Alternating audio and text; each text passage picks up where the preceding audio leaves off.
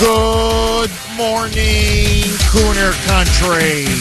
Okay, my friends, normally this would be one of the biggest stories in the entire country. Objectively, it is, except, of course, the 12-day war between Israel and Iran, and then Trump's, I think now, brilliant decision to have struck 3 Iranian nuclear sites has blown so much important news off of the news cycle. But there is a massive story unfolding here in Boston with incredible national implications for the president, for his deportation agenda, and also, I kid you not, for the rule of law and the Supreme Court. So here is now the absolute latest. A Biden activist judge, Brian Murphy, based in Boston, a district judge, Brian Murphy, a left-wing, hardcore activist, is openly defying the Supreme Court. And so, as you know, this was maybe a week ago now, anyway, it was quite recent, where the Supreme Court ruled on whether the Trump administration could deport violent, convicted, criminal illegal aliens to what are called third-party countries, third countries. For example, there were some very violent Chinese illegal aliens, and they were going to deport them back to China. The Chinese don't want them. Obviously, they don't want them. A, they're murderers and rapists, and B, why should we, fill up our prison population, let them stay in the United States, and let the dumb Americans continue to deal with them and jail them or detain them and the costs of incarceration? Well, at issue in particular are 8 criminal illegal aliens who are from different parts of Latin America. Now, just listen to this. Remember, already convicted, not accused, not charged, not indicted, convicted. One is a serial arsonist. Another, armed robbery. Another, a convicted child rapist. Another, forgive me, it's disgusting, the rape of a person with special needs. Another one, a convicted murderer of an elderly person. Okay? She essentially killed grandma. Others, convicted murderers. Now, their home country doesn't want them. The Trump administration said they're out. We're going to deport them. Their home country says, don't bring them to us. We don't want them. And so the Trump administration has now trying to sign deals with other so-called third countries. In this case, it's South Sudan, in which they'll say, okay, for a fee, for a price, you can give us your illegal aliens. We'll take care of them. And so they were on their way to being sent to South Sudan. Judge Murphy stepped in, this activist judge, and he said the Trump administration didn't have the right to deport these criminal, convicted, illegal aliens to a third-party country. Why? Because it violates their civil rights. That if their home country doesn't want them, then they must be allowed to stay in the United States. Even if it means they go on to murder and rape and molest children. And so the Trump administration said this guy's insane, which he is. This guy's an absolute Marxist kook, which he is. And they said, no, we're going to send them to South Sudan. We don't want these kind of people in our country. Enough is enough. And we're not going to keep paying the cost of incarcerating them because Biden allowed in millions to come into our country. The judge blocked Trump. They took it to the Supreme Court in a 6-3 decision. Let me stress this, 6-3.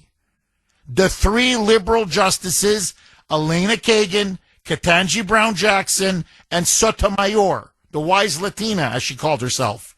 The 3 Moonbats dissented, but the other 6 ruled that, of course, Trump has the authority and the power to deport criminal illegal aliens to third countries if their home countries don't want them and won't take them.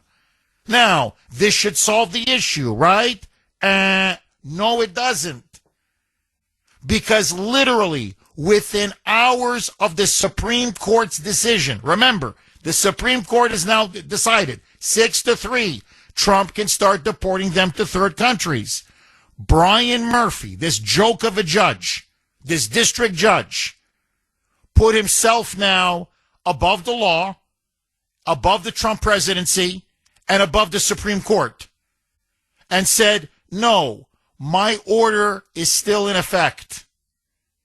I am still enforcing my order in defiance of the Supreme Court. And if President Trump continues to send these 8 illegal aliens, these criminal illegals, to South Sudan, they will be held in contempt of court, and he's going to start putting Trump administration officials and ICE agents in jail. And so now this district court judge, I swear to you, out of Boston, has now put himself up not just above the Constitution, above the rule of law, above the Supreme Court, but he's literally now issued a nationwide injunction. You can't deport criminal illegals to a third party or a third country. He's running immigration policy. Now, you may ask, Jeff, where the hell are the 8 criminal illegals now? These convicted murderers and child molesters. They're in a country in the Horn of Africa called Djibouti. I swear to you, being held at a U.S. military base, or at a military base that the U.S. shares with the Djibouti government, to be more accurate. They're being held in a conference room in leg irons and chains because this judge says they can't continue to fly them to South Sudan. Now, Djibouti and the military base that these 8 criminal illegals are being held in is literally on the border of a raging war in the Horn of Africa. So they're near a war zone, which is putting our ICE agents in potential serious danger. Furthermore, as Tom Homan has said, as DHS Secretary Kristi Noem has said, as Stephen Miller has said, as President Trump himself has said, you've got ICE agents now holding 8 very dangerous, menacing criminals in a conference room in an African country thousands of miles away. These ICE agents, it's only a matter of time before they are attacked, before they're assaulted, before there's an attempt for them to get away. God knows how many people could be hurt or killed. He is putting ICE agents and U.S. officials literally at risk. Their lives are at risk. This judge, I'm telling you, is he is out of control. Now, so far, what the administration's response has been through the DOJ and Pam Bondi, the Attorney General, is they're now going back to the Supreme Court, and they're now going to ask the Supreme Court to order this clown of a judge, Brian Murphy, to lift his injunction, to allow them to start deporting these criminal illegal aliens to third world countries and third party countries. So they're basically asking the Supreme Court to order the district court judge, listen, we made our decision, you have to abide by it. We're telling you now, pretty please, with a cherry on top, can you please let these people do their job and deport these murderers and child molesters to that prison in South Sudan? Are you kidding me? Are you kidding me? This judge is out of control. This is a rogue judge. This is a judge, and as Stephen Miller rightly said, and if you want, I'll read you his ex-post verbatim, word for word. This is part of the communist coup that we are seeing now in the judicial branch to stop President Trump's deportation policy. This is an insurrection. They are violating Article 3 of the Constitution. The Supreme Court has spoken. The Supreme Court has made its ruling.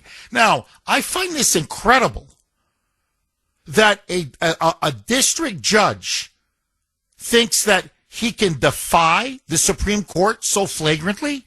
So, what are we supposed to do now? We have the law on our side. We have the president on our side.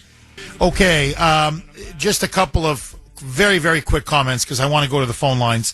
617-266-6868.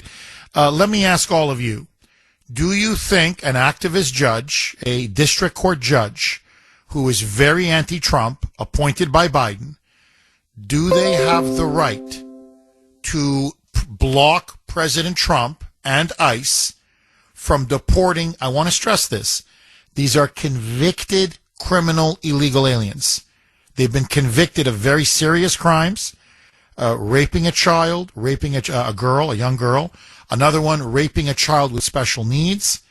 Many of them murder. They're murderers. One literally murdered an elderly person. One is a serial arsonist. All this person does is burn buildings or burn homes.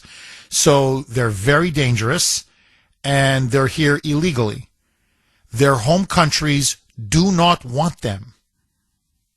They don't want them for obvious reasons. Who would want these people? Now, many of you are saying, well, Jeff, just send them back to their home countries, whether they want them or not. Well, the problem is they won't let you land. Now, you may say, well, drop them from the sky. If you drop them from the sky, it's going to lead to an international incident. So my point being, they will not let these deportation planes land. So the administration is like, okay, fine. Let's send them off then to what's called a third party country, or a third country that we have an agreement with them that will take them in, and they can, incarcerate them, detain them, hold them in prison, and that's it, period. Let them serve out their sentences there. So you guys want to be illegal? You want to come in illegally? Well, fine. Your country doesn't want you back.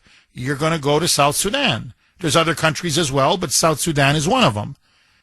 This judge puts it upon himself, Brian Murphy, out of Boston, to say, no, I'm blocking everything in terms of your desire to send these criminal illegal aliens to any third country. You're not allowed to do that.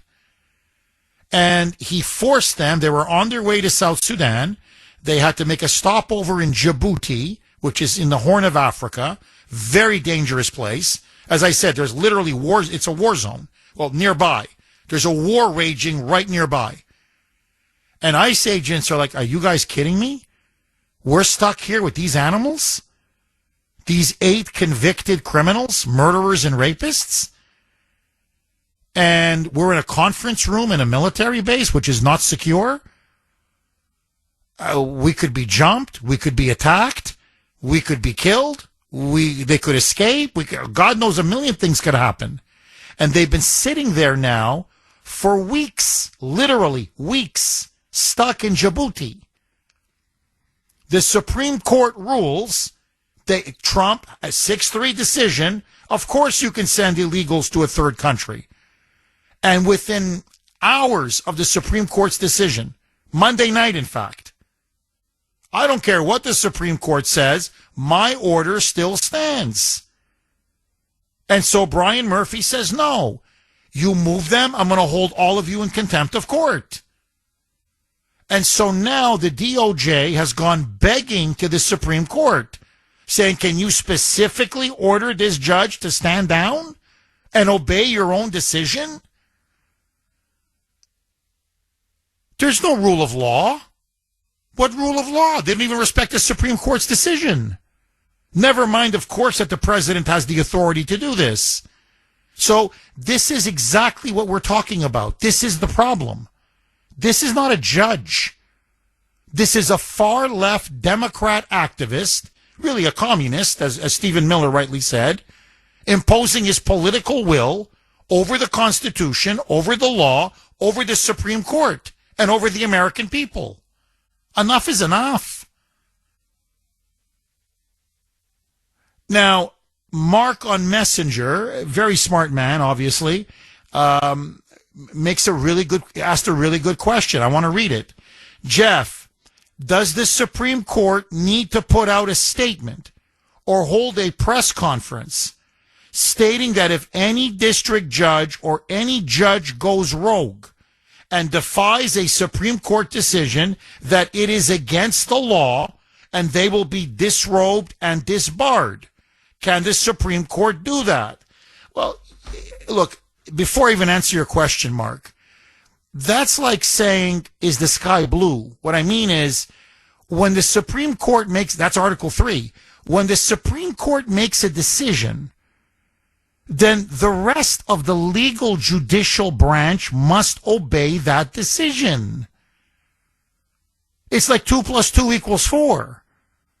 So the Supreme Court is the highest court in the land. It's the only court, by the way, that's specifically mentioned in the Constitution.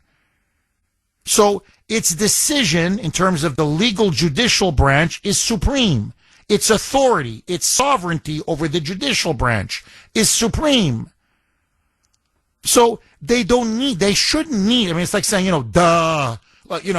have to come out and say, hey, look, guys, when we make a ruling or a decision, you judges down there, you have to abide by them. That's like a general saying, when I give an order, the sergeants, the corporals, the people down the food chain, you have to obey my order. Okay, that's point number one.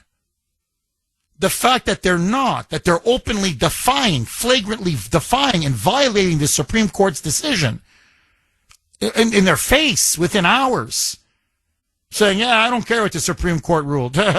my writ still stands. Are you kidding me? Now, what they can do, they can't hold a press conference.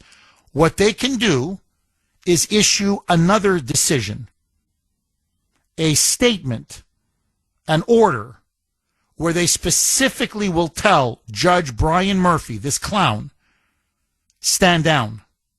Stand down. We're going to lift your injunction. Your injunction preventing them from finishing this deportation to South Sudan is going to be lifted. You must lift it. Do you understand? So, and this is what the administration now, through the Justice Department, that's what their lawyers are urging the Supreme Court to do. But you have to understand, look, it's a big case. Everybody's talking about the case. It would have been even much bigger had it not been for the war with Iran, okay? But the fact of the matter is, the Supreme Court's got a lot of, they got other things to do, man. They got big cases to decide. I mean, notice now, it's always this judge and that judge, and they're blocking Trump on this, and they always have to then do an emergency, make an emergency appeal to the Supreme Court. So is the Supreme Court now just going to spend all of its time micromanaging these rogue judges? Because they're blocking Trump on everything? Hundreds and hundreds and hundreds of injunctions? Is that now the Supreme Court's job? Like what? Like this is daycare now? No. You have to let Trump do that. Stop. No, we've already issued the decision. 617-266-6868 is the number. Larry on Messenger. Literally 5 minutes ago. Jeff, ignore and dare this judge to start ordering arrests. Basically, just ignore Judge Brian Murphy. Just enjoy, this clown based in Boston. Just ignore him. Just ignore him. And I'm with you, Larry. I'm with you. Enough is enough. I mean, we're still waiting for the Supreme Court to issue a statement. It's been over a week now. While our ICE agents are, in Djibouti with, these 8 illegal alien murderers and child rapists. I swear, you can't make this up. Dave, our Western PA constitutionalist correspondent, makes a really, really good point.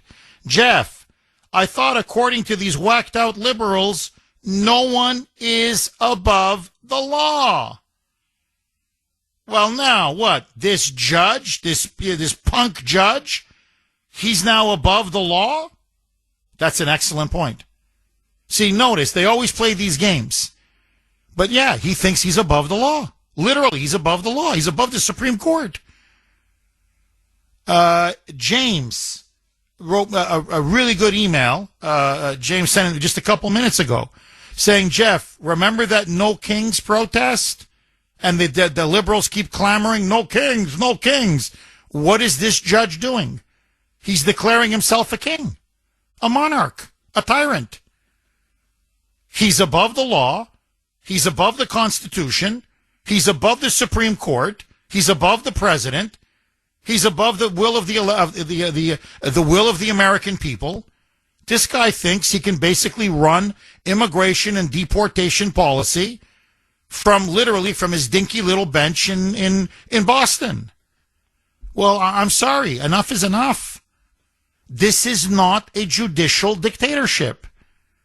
Agree, disagree, and let me ask all of you, I think maybe the ultimate question, because this is the argument the libs are making, that deporting these criminal illegal aliens to third countries like El Salvador, like South Sudan, that this amounts to, quote, cruel and unusual punishment, that they should be deported back to their home country, and if the home country won't take them, then we are morally, legally obligated to keep them here, to feed them, to house them, to clothe them, whether it be in prison or in jail, or if they've served their sentence, we have to release them back onto the streets in the United States.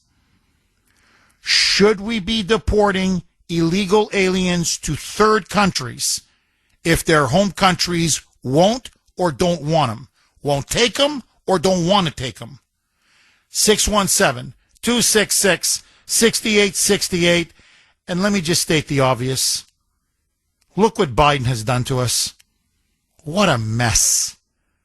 Just what a mess. That's what happens when you import 15 million illegal aliens in 4 years. And now it's a mess. 617-266-6868. Natalie in Lunenburg. You're going to kick us off, Natalie. Thanks for holding and welcome. Jeff, if this district court judge is saying it's okay to pick and choose which court decisions we can abide by, or that he can abide by, why can't the Trump administration do the same thing then? It's like, I'm going to go with the Supreme Court. I'm going to ignore your decision. He's saying, I'm going to ignore the Supreme Court, and I'm going to go with my decision. So if this is the new standard, and we can all just pick and choose that which we follow, then hold Brian Murphy in contempt of court. Well, Natalie, your logic is flawless. You're absolutely correct. No, what's amazing, and I'd love to get your take on this, Natalie.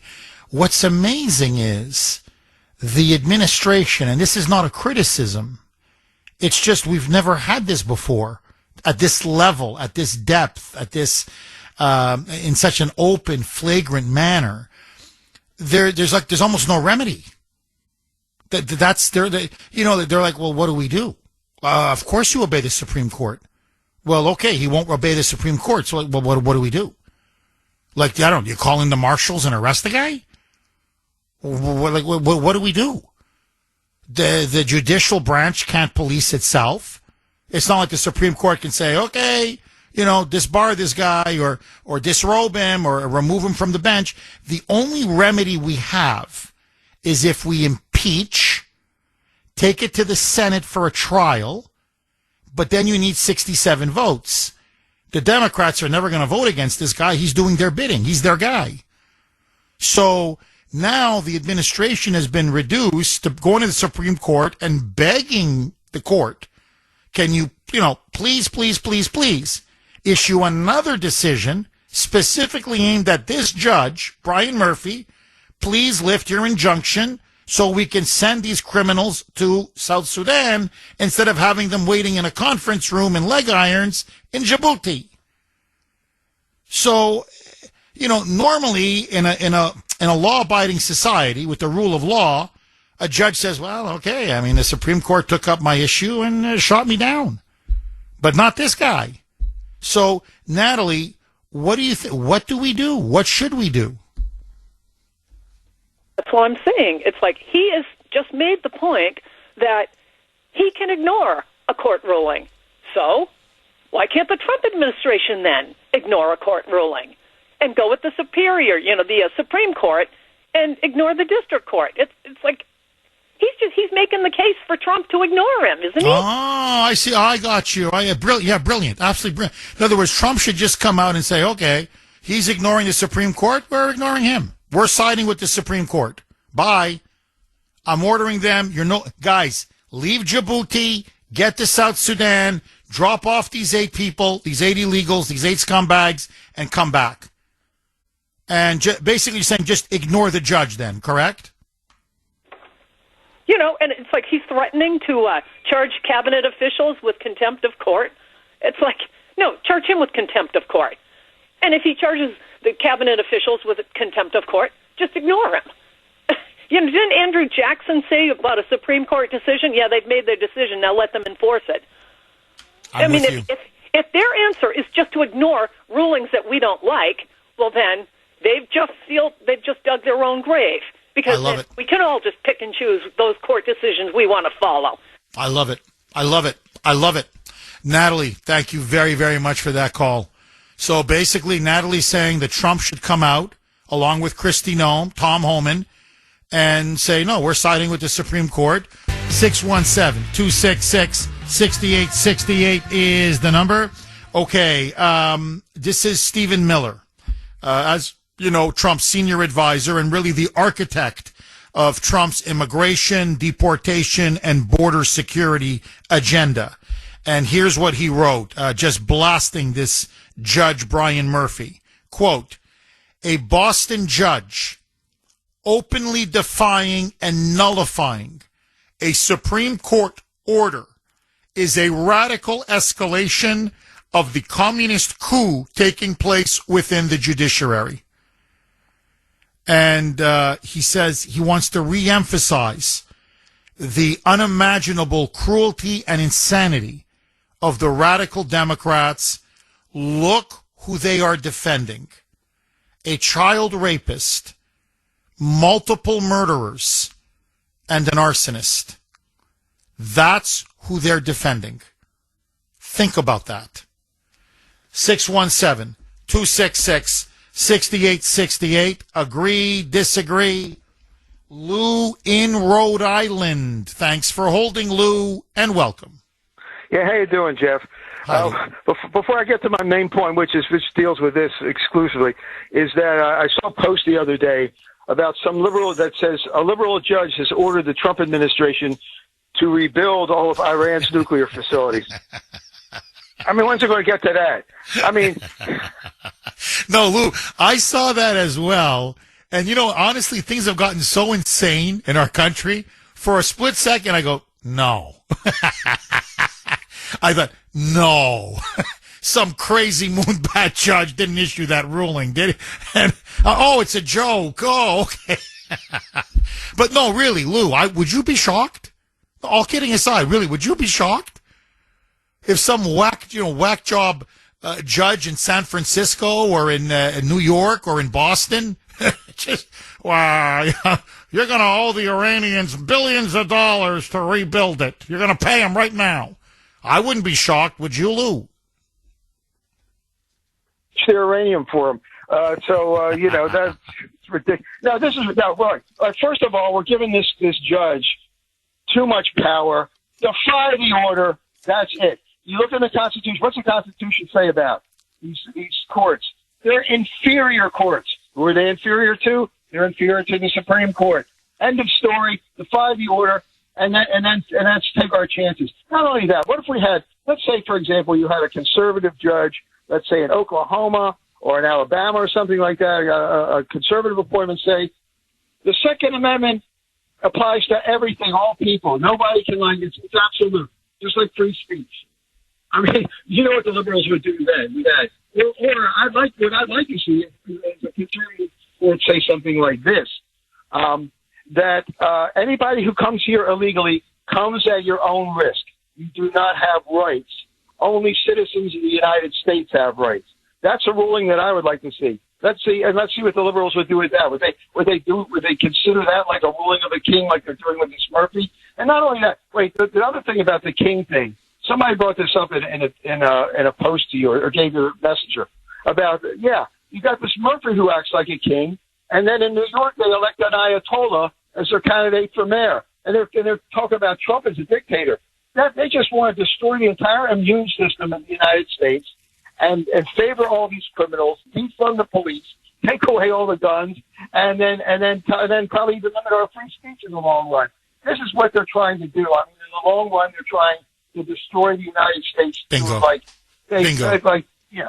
No, Lou, you're dead on. Really, look, ultimately, I think when everything is said and done, when you look at their agenda, what they've done now in power repeatedly, and I don't just mean Obama, Biden, I'm talking about you look at these blue city mayors, blue city governors, these sanctuary cities, you're talking about now defund the police again.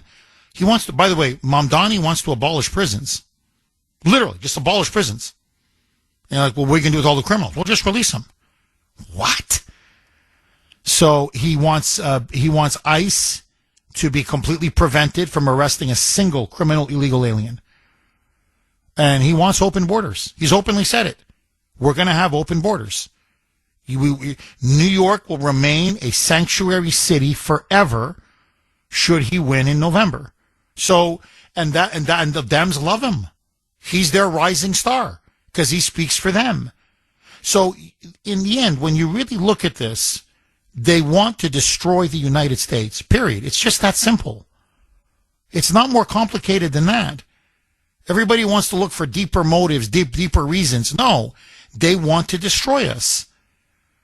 And I don't know how any American, I don't care, left, right, center, you've got 8 illegal aliens, they should never have been here, convicted of the most heinous, brutal, savage crimes imaginable. We're talking about one person convicted of raping a special needs child. How is this person still alive? That's what I want to know. Death penalty on the spot. On the spot. And their argument is release him back onto the streets? Keep him in the United States? And they come from some of the most violent countries in the world, and they don't want them. That's what everybody's, some of these they're from Mexico. Not all, but some. The Mexicans are like, we don't want them. What are you, crazy? So what, they can molest Mexican children and kill more people here? No. You dumb gringo, you keep them. You let them in, you keep them. And so they're like, look, we can't keep them. Nobody wants them. So we're going to send them. Okay, South Sudan, we have an agreement. Let's send them to South Sudan. And this judge blocks it. By the way, it's a nationwide injunction. For months, it's not just this particular case. This is what led to the Supreme Court, this particular case. This judge out of Boston, for 2 months now, issued this preposterous nationwide injunction. They cannot send a single criminal illegal alien to any third-party country anywhere. So a judge based in Boston is making decisions that affect the entire country, the entire immigration policy of the United States that Trump was elected on. He was elected to deport these criminal illegals. This guy's drunk on power. I mean, you want to talk about a king. He's not Brian Murphy. He's King Brian Murphy. Hell, he's dictator Brian Murphy. And then the Supreme Court slaps him down and says, no, you got to lift your injunction if you want. It's dry legalese writing, so I don't want to bore you. But within 2 hours, he said, no, my injunction stays in place. That's it. Like he just cavalierly, that's it. He was appointed by Biden. Okay? He was nominated by Biden. He was approved by the Senate 50-49. This was after Biden won after Trump won in November. It was during Biden's that lame duck period, but those 3 months, and they got him through the Senate by hook or by crook. The reason why Biden nominated Murphy and other judges was to sabotage and blow up Trump's presidency. That's what he is. He is like a judicial terrorist sleeper cell, a legal terrorist sleeper cell. You put him in the judiciary. He's not a judge. He doesn't care about the Constitution or the rule of law or the Supreme Court. He's there to sabotage and blow up Trump, and especially on the border and on deportations. And just slow walk it. Slow walk. All they want to do now is slow walk everything because they know time is on their side. Biden let in 15 million minimum. Even if you do 3,000 deportations a day, that only gets you 1 million deportations a year. Times 4, that's 4 million. That still leaves you with 11 million. That's how much damage Biden has done. So their strategy is block him, obstruct Trump, slow walk him, just fight for every single deportation. I don't care how outrageous or dangerous or brutal or savage, like Kilmar Abrego Garcia. The man's a human trafficker. On top of being a wife beater. Doesn't matter. Tie it up in the courts for weeks, for months. It doesn't matter. And that way, fewer deportations. Now, unless you hate your own country, why would you do this? Seriously, why would you do this? Again, we're not talking about the children. Convicted, heinous criminals, murderers, rapists, drug dealers, arsonists, child molesters, for God's sake.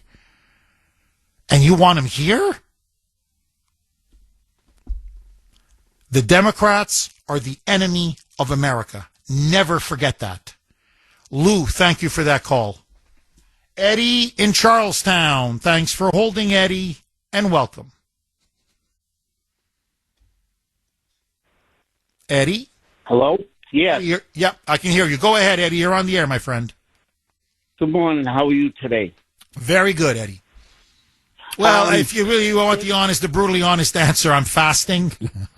I've got to get blood work done after the show, and so what I would do now for a delicious cheeseburger, French fries, and a Diet Coke, you have no idea, Eddie. My stomach is grumbling. I'm usually up by 2:30, 3 o'clock. I am starving, Eddie. So, but outside of that, I'm doing well. Go ahead, Eddie. I just got a few suggestions for the president. Number one, the judicial system is in chaos. There's no chain of command. Okay? What he has to probably do, hopefully he could get through, sign an executive order or go through Congress to pass a bill for a reform system in the judicial system. Okay? And if that doesn't work, why not use the liberal weapon on themselves? Start defunding these people. Defund them. I like that. Eddie, I think it's going to have to come to that. I agree with you. I think it's, and they're reluctant to do it because they know it's going to lead to a huge escalation in this war between these, rogue elements of the judiciary and Trump and his administration. But I think you're onto something. Look, defund these judges and defund, especially these district judges, And if you want, defund the entire circuit of the court. Just defund the whole thing. If you guys are going to be this flagrant in defying and nullifying the Supreme Court and in breaking the law just to get Trump at all costs, then defund him. Look, they've got to start doing something because, I understand their anger. I understand their frustration. But they're getting away. These judges are getting away practically literally with murder. Like, something's got to be done. And Eddie, mark my words, the Democrats are going to pay a very dear price for this. There's respect. People are losing respect for the courts. They're losing respect for judges and the judiciary. And soon you're going to start to see conservatives say, well, if liberals don't have to abide by judges' decisions, we're not going to abide by judges' decisions. I go back to what Natalie said. She goes, no. You don't want to abide by the Supreme Court? We're not going to abide by you. And then you've got anarchy. You've got complete anarchy. But no, you're dead on, Eddie. They've got to start defunding these people. And this judge, I'm telling you, needs to be removed from the bench, this Brian Murphy. And he needs to not just lose his job, he has to lose his pension. He's got to lose everything. Make this guy mow lawns for a living. Okay? Teach him some honest work. But he's got to get off that bench. This is not a judge. This is a hack. This is a Democrat activist hack. That's all this guy is. Eddie, thank you for that call, my friend. Very good call. CJ in Boston. Thanks for holding, CJ, and welcome. Thanks for taking the call, Jeff. And everyone was worried about Donald Trump not abiding by the orders of courts. As you say, this judge needs to be removed. He's the latest member of the Democratic Communist Party. Not only was he appointed by Biden, he was recommended by Senator Ed Markey and Senator Elizabeth Warren. And he just narrowly got appointed. But Lou from Rhode Island, I think, made a point that needs to be brought up again, and it should be talked about, and it's something that the Trump administration should pursue. And that is whether or not people who come into this country illegally have any rights at all. I've always said that they do not have any rights, and I don't see anywhere in the Constitution where it says someone who comes into your country illegally has rights. I think this judge needs to be taken care of in a legal fashion. The Department of Justice, which operates the United States Marshal Service, that would be under Pam Bondi, should have anyone arrested in the Trump administration. He himself will be arrested for violating the orders of the Supreme Court. He needs to be taken care of. But this is the latest example, Jeff, of these Democratic communists trying to take down the United States of America. And I have a message for the New Yorkers who are listening. This clown Mondani, this anti-American who is running for the Democratic Communist Party, if you can view or see those pictures of Palestinians eating slop out of buckets in Palestine, that's what you'll be eating out of in New York when those grocery stores start closing down. But you mentioned something yesterday, and you're right on with this, is that they are going after New York City the same way that they went after the Twin Towers, is to hit the biggest city with the biggest population and to make the biggest impact. And if this happens, if he gets elected, it's already happening throughout this country in which Muslims are being appointed to positions of authority within city councils, within government, and on the bench.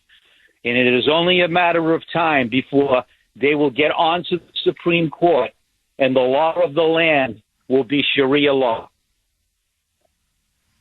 Well, and, just to bring it back full circle, CJ, because I think you're right.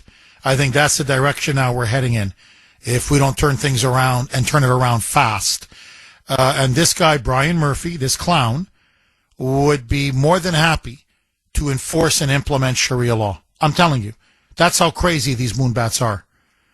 And, you know, and CJ, as always, thank you for your thoughtful call. No, look, it just boggles my mind. It really does. You have a so-called judge. You know who these criminal illegal aliens are. You know what they've been convicted of. You know the serious threat to people's lives and public safety that they pose. You know that they're so dangerous and so violent and frankly so evil that even their home countries don't want them. And your instinct is keep them here? And to the point that you're willing to risk God knows what, potentially? So you're willing to violate your oath? Go against, the American people? Violate the rule of law? Defy the Supreme Court? Like, in other words, this is the hill that you and the Democrats want to die on. Okay. I mean, I after all, I don't know what to say. Barbara in Abington. Thanks for holding, Barbara, and welcome. Good morning, Jeff. Hi, Barbara. I just wanted to say that if this judge can defy the Supreme Court, then Trump should defy this judge and simply say, I got my orders from the Supreme Court. You're in violation, not me. And I'm going to continue to do what the Supreme Court said I can do, and that's deport these illegals to third world countries or wherever, whether you like it or not. You have an issue, take it up with the Supreme Court. I think it's going to have to come to that. I mean, they want to do it the nice way, which is they want the Supreme Court to just issue an order directly to this judge saying, no, you're going to, you're going to lift, you're going to unfreeze your injunction, and you're going to allow these, illegal aliens in Djibouti to be, flown all the way into South Sudan, and we're going to end this now. But I don't know. Barbara, look, I think it's obvious. Their goal is to hit Trump from every angle, to swamp him. This is a legal insurrection. This is a judicial insurrection. And I'm sorry, but it's time to start throwing these judges in jail. I know it's not going to look well. It's going to play into the hands of the media saying, oh, he's a dictator, he's a dictator. But you can't just stand there as a judge and tell the Supreme Court to go pound sand. Because then the it's very, people are, there's one key point I think people are kind of overlooking. Do you know how disrespectful this is to the Supreme Court? What they're doing is they're gutting the Supreme Court. So basically, your rulings are what? If we like it, we enforce it, we abide by it. If we don't like it, we just ignore it. So what is the Supreme Court now? Just basically what? An opinion body? Yeah, they issued a ruling. It's an opinion. You like it, you don't like it. It's like a yellow light. Will I stop? Will I go? Will I, we'll see. Depends how we feel. So the Supreme Court's authority and legitimacy is at stake here as well. I mean, I hope Judge Roberts and his people realize this. 617-266-6868 is the number. Okay, just very, very quickly, because there's so much more we need to cover on this. This is a growing resistance and insurrection against ICE, against law enforcement, against the president, against the will of the American people. And so there's been so much outrageous behavior over the last 7 to 10 days that really hasn't gotten the attention it deserves because, again, of the war with Iran. So listen now. This is Chad Mazzelli. He is the chief of staff to Attorney General Pam Bondi. And he's going right after Murphy, okay? Brian Murphy, that crazy activist judge in Boston.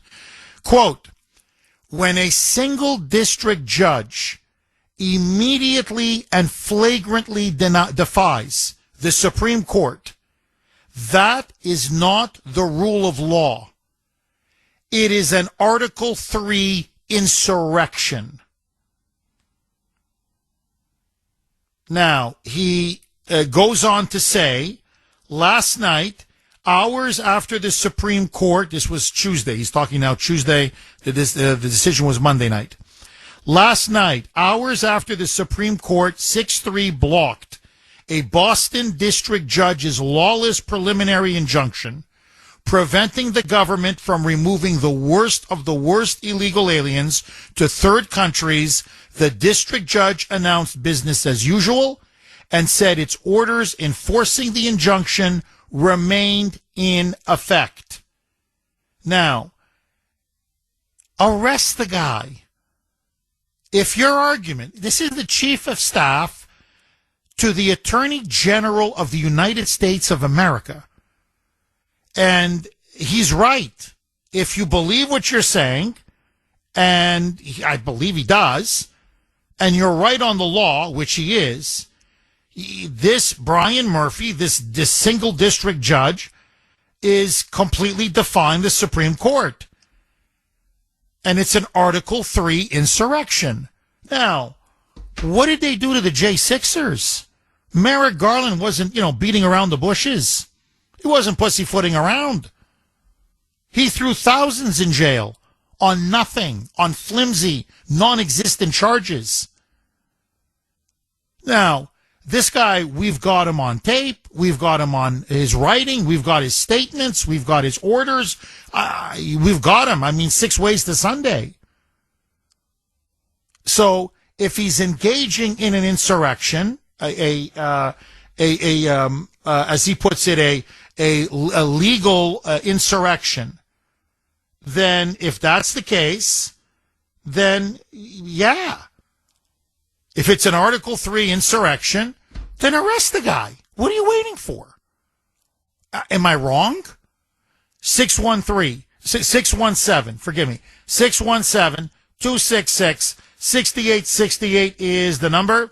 Okay, I want to ask all of you. It is the Kuhner Country poll question of the day, sponsored by Mario's. Mario's Quality Roofing, Siding, and Windows.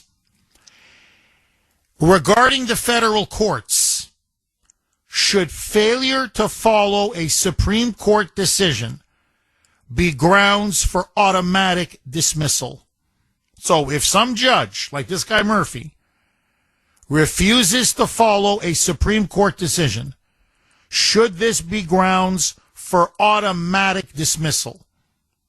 Yes. Well, my answer, yes. Hell yes. But I want to hear from you.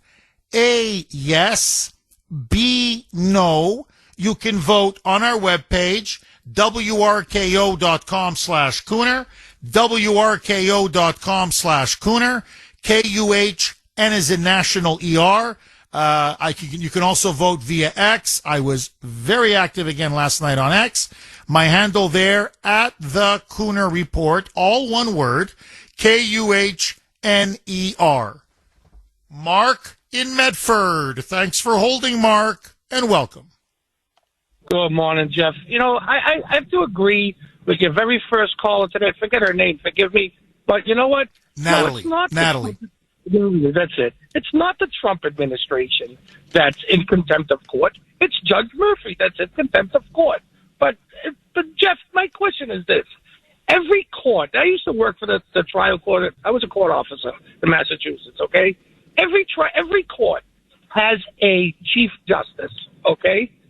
Isn't the chief justice job is to oversee what happens in his courthouse, in his courtroom, and to oversee his judges? And if they're out of line, does he not have the right to fire these judges? Yeah. You're completely right, Mark. Why do we have them then? Then why do we have them, Jeff? Are they just sitting there getting a paycheck? Why do we have chief justices? And why do we have the SJC in Massachusetts? What are they doing? Just sitting with their thumbs up their butts? Well, Mark, just to flip it, because I think you're completely correct. Say this was the Biden regime, and some conservative judge opposed not just Biden, but literally defied the Supreme Court on a 6-3 decision. What do you think would happen to that judge? Oh, my God, they'd fire him in a heartbeat.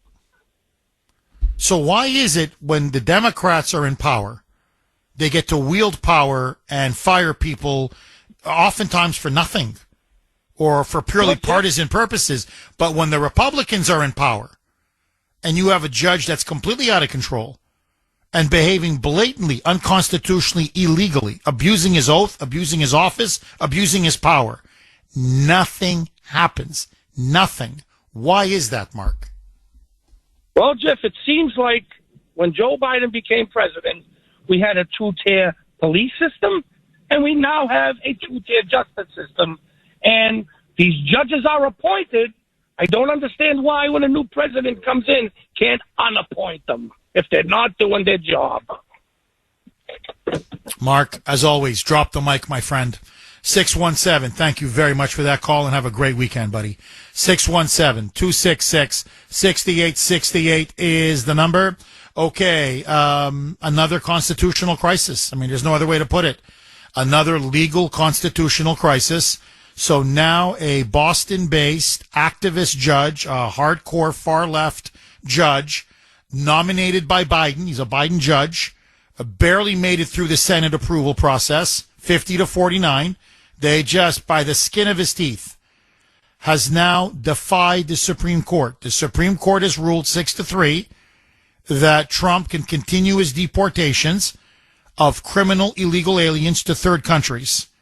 This judge, within 2 hours of the Supreme Court's ruling, said, no, my injunction still stands, and if Trump tries to deport anybody, including those 8 criminal illegals in Djibouti, in Africa, 617-266-6868 is the number.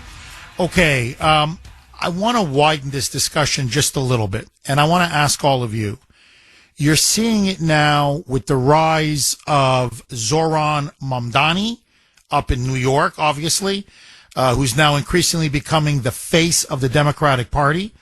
You've been seeing it now for many, many years, whereby George Soros and other, socialist billionaires, Democrat billionaires, have been funding these very soft-on-crime district attorneys in blue cities all across the United States, everywhere. And you're seeing it obviously with sanctuary cities, sanctuary states. What is it with Democrats and the left in general and their utter love affair? There's no other way to put it. Their obsession with violence and with criminals. Notice, they never fight for victims. They always fight for the most vile, savage criminals imaginable. They never defend law-abiding American citizens. Here, take Kilmar Abrego Garcia, the Maryland man. How they fought for him tooth and nail. Now they brought him back to the United States. Okay, the Trump administration made a decision, and they're going to try him for human trafficking. They have turned this man into a celebrity. He's now a celebrity on the left. He has been caught trafficking human beings. He works for the drug cartels. He's a wife beater. I could go on and on. This is the man you lionize? So you like someone who traffics young girls? You like someone who engages in human trafficking, which is really a form of modern-day slavery? Like, this is your idea of a quote-unquote hero? Now, I could go on and on and on. What is it with Democrats and their love affair with crime? They're going to elect a man in New York City who literally is calling for defunding the entire NYPD. No money. No police. And he says if you need to have somebody patrol the streets or call 911 and they have to respond, get a social worker. And literally abolish prisons. Now, Black Lives Matter pushed the exact same thing. Defund the police, abolish prisons. Abolish prisons. Think about that for a second. So we let murderers out on the streets? We let drug dealers on the streets? We let armed robbers on the streets? So if there's no police and no one's going to be arrested for anything, it's going to be like that movie, The Purge.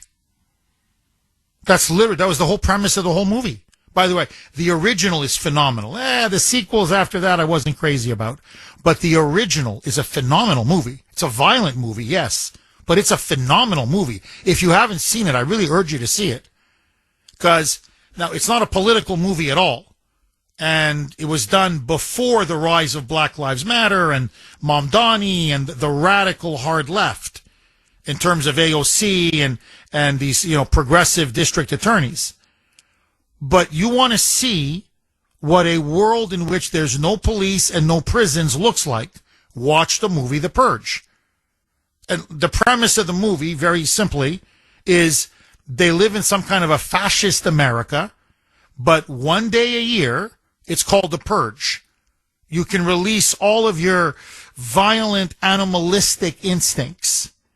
And so no matter what crime you commit, there will be no police there to arrest you, to stop you, and you will not be prosecuted.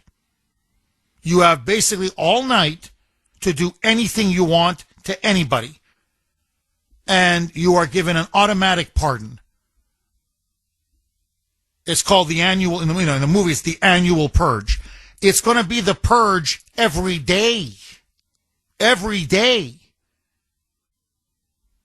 And the Democrats love this.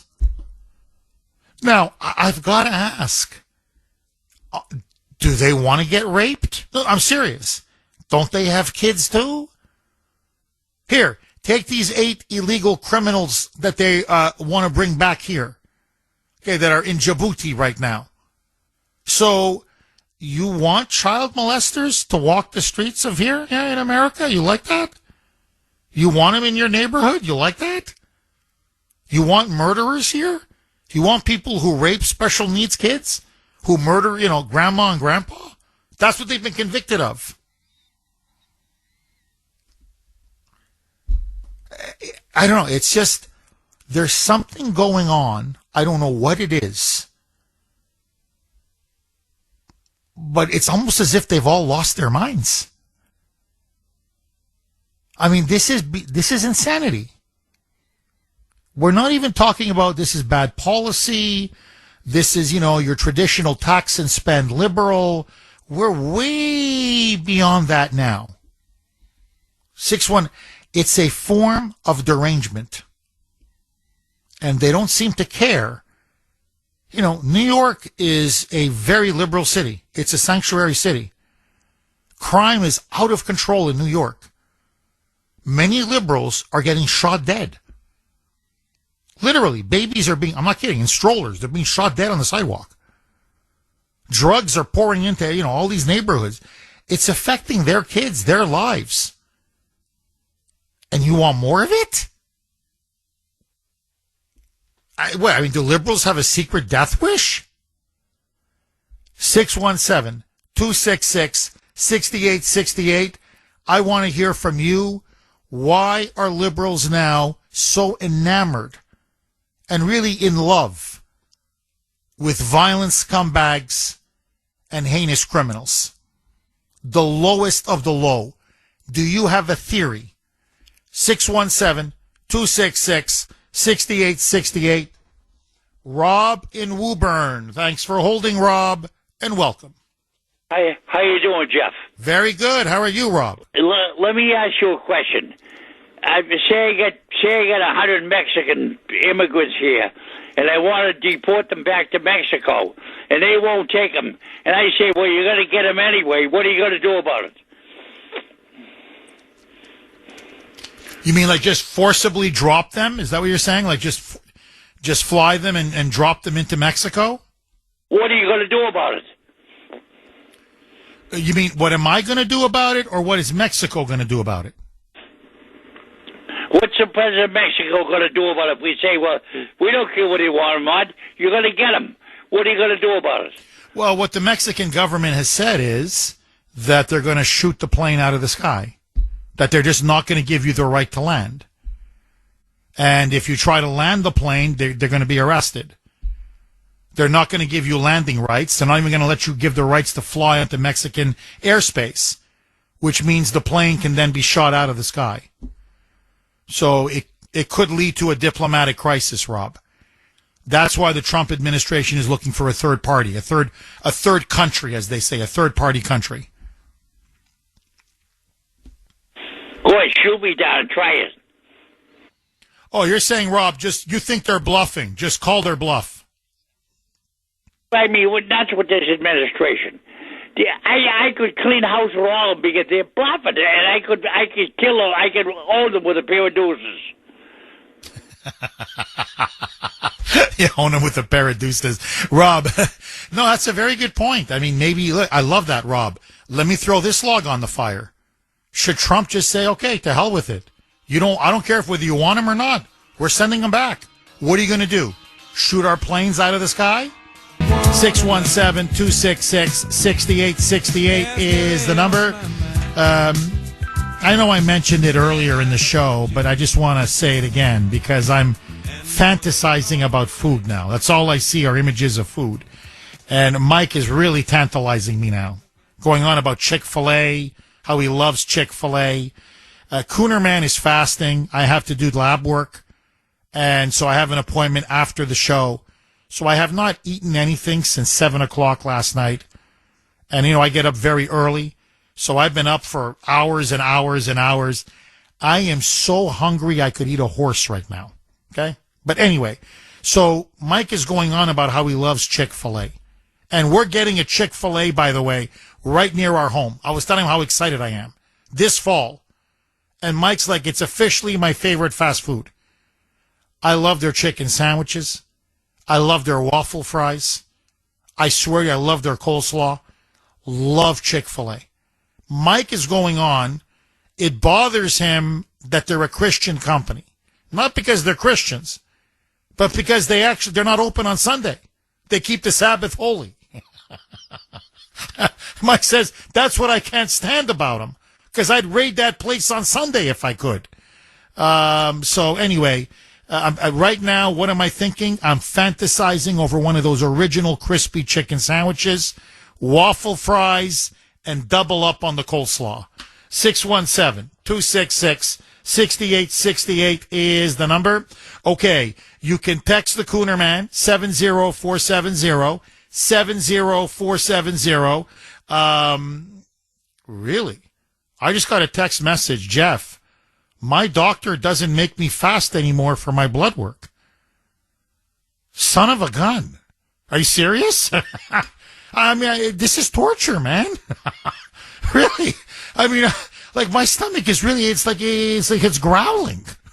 Anyway, Jeff, today's show highlights the difference between how Republicans govern and the hardline Democratic Socialists rule when they are in power.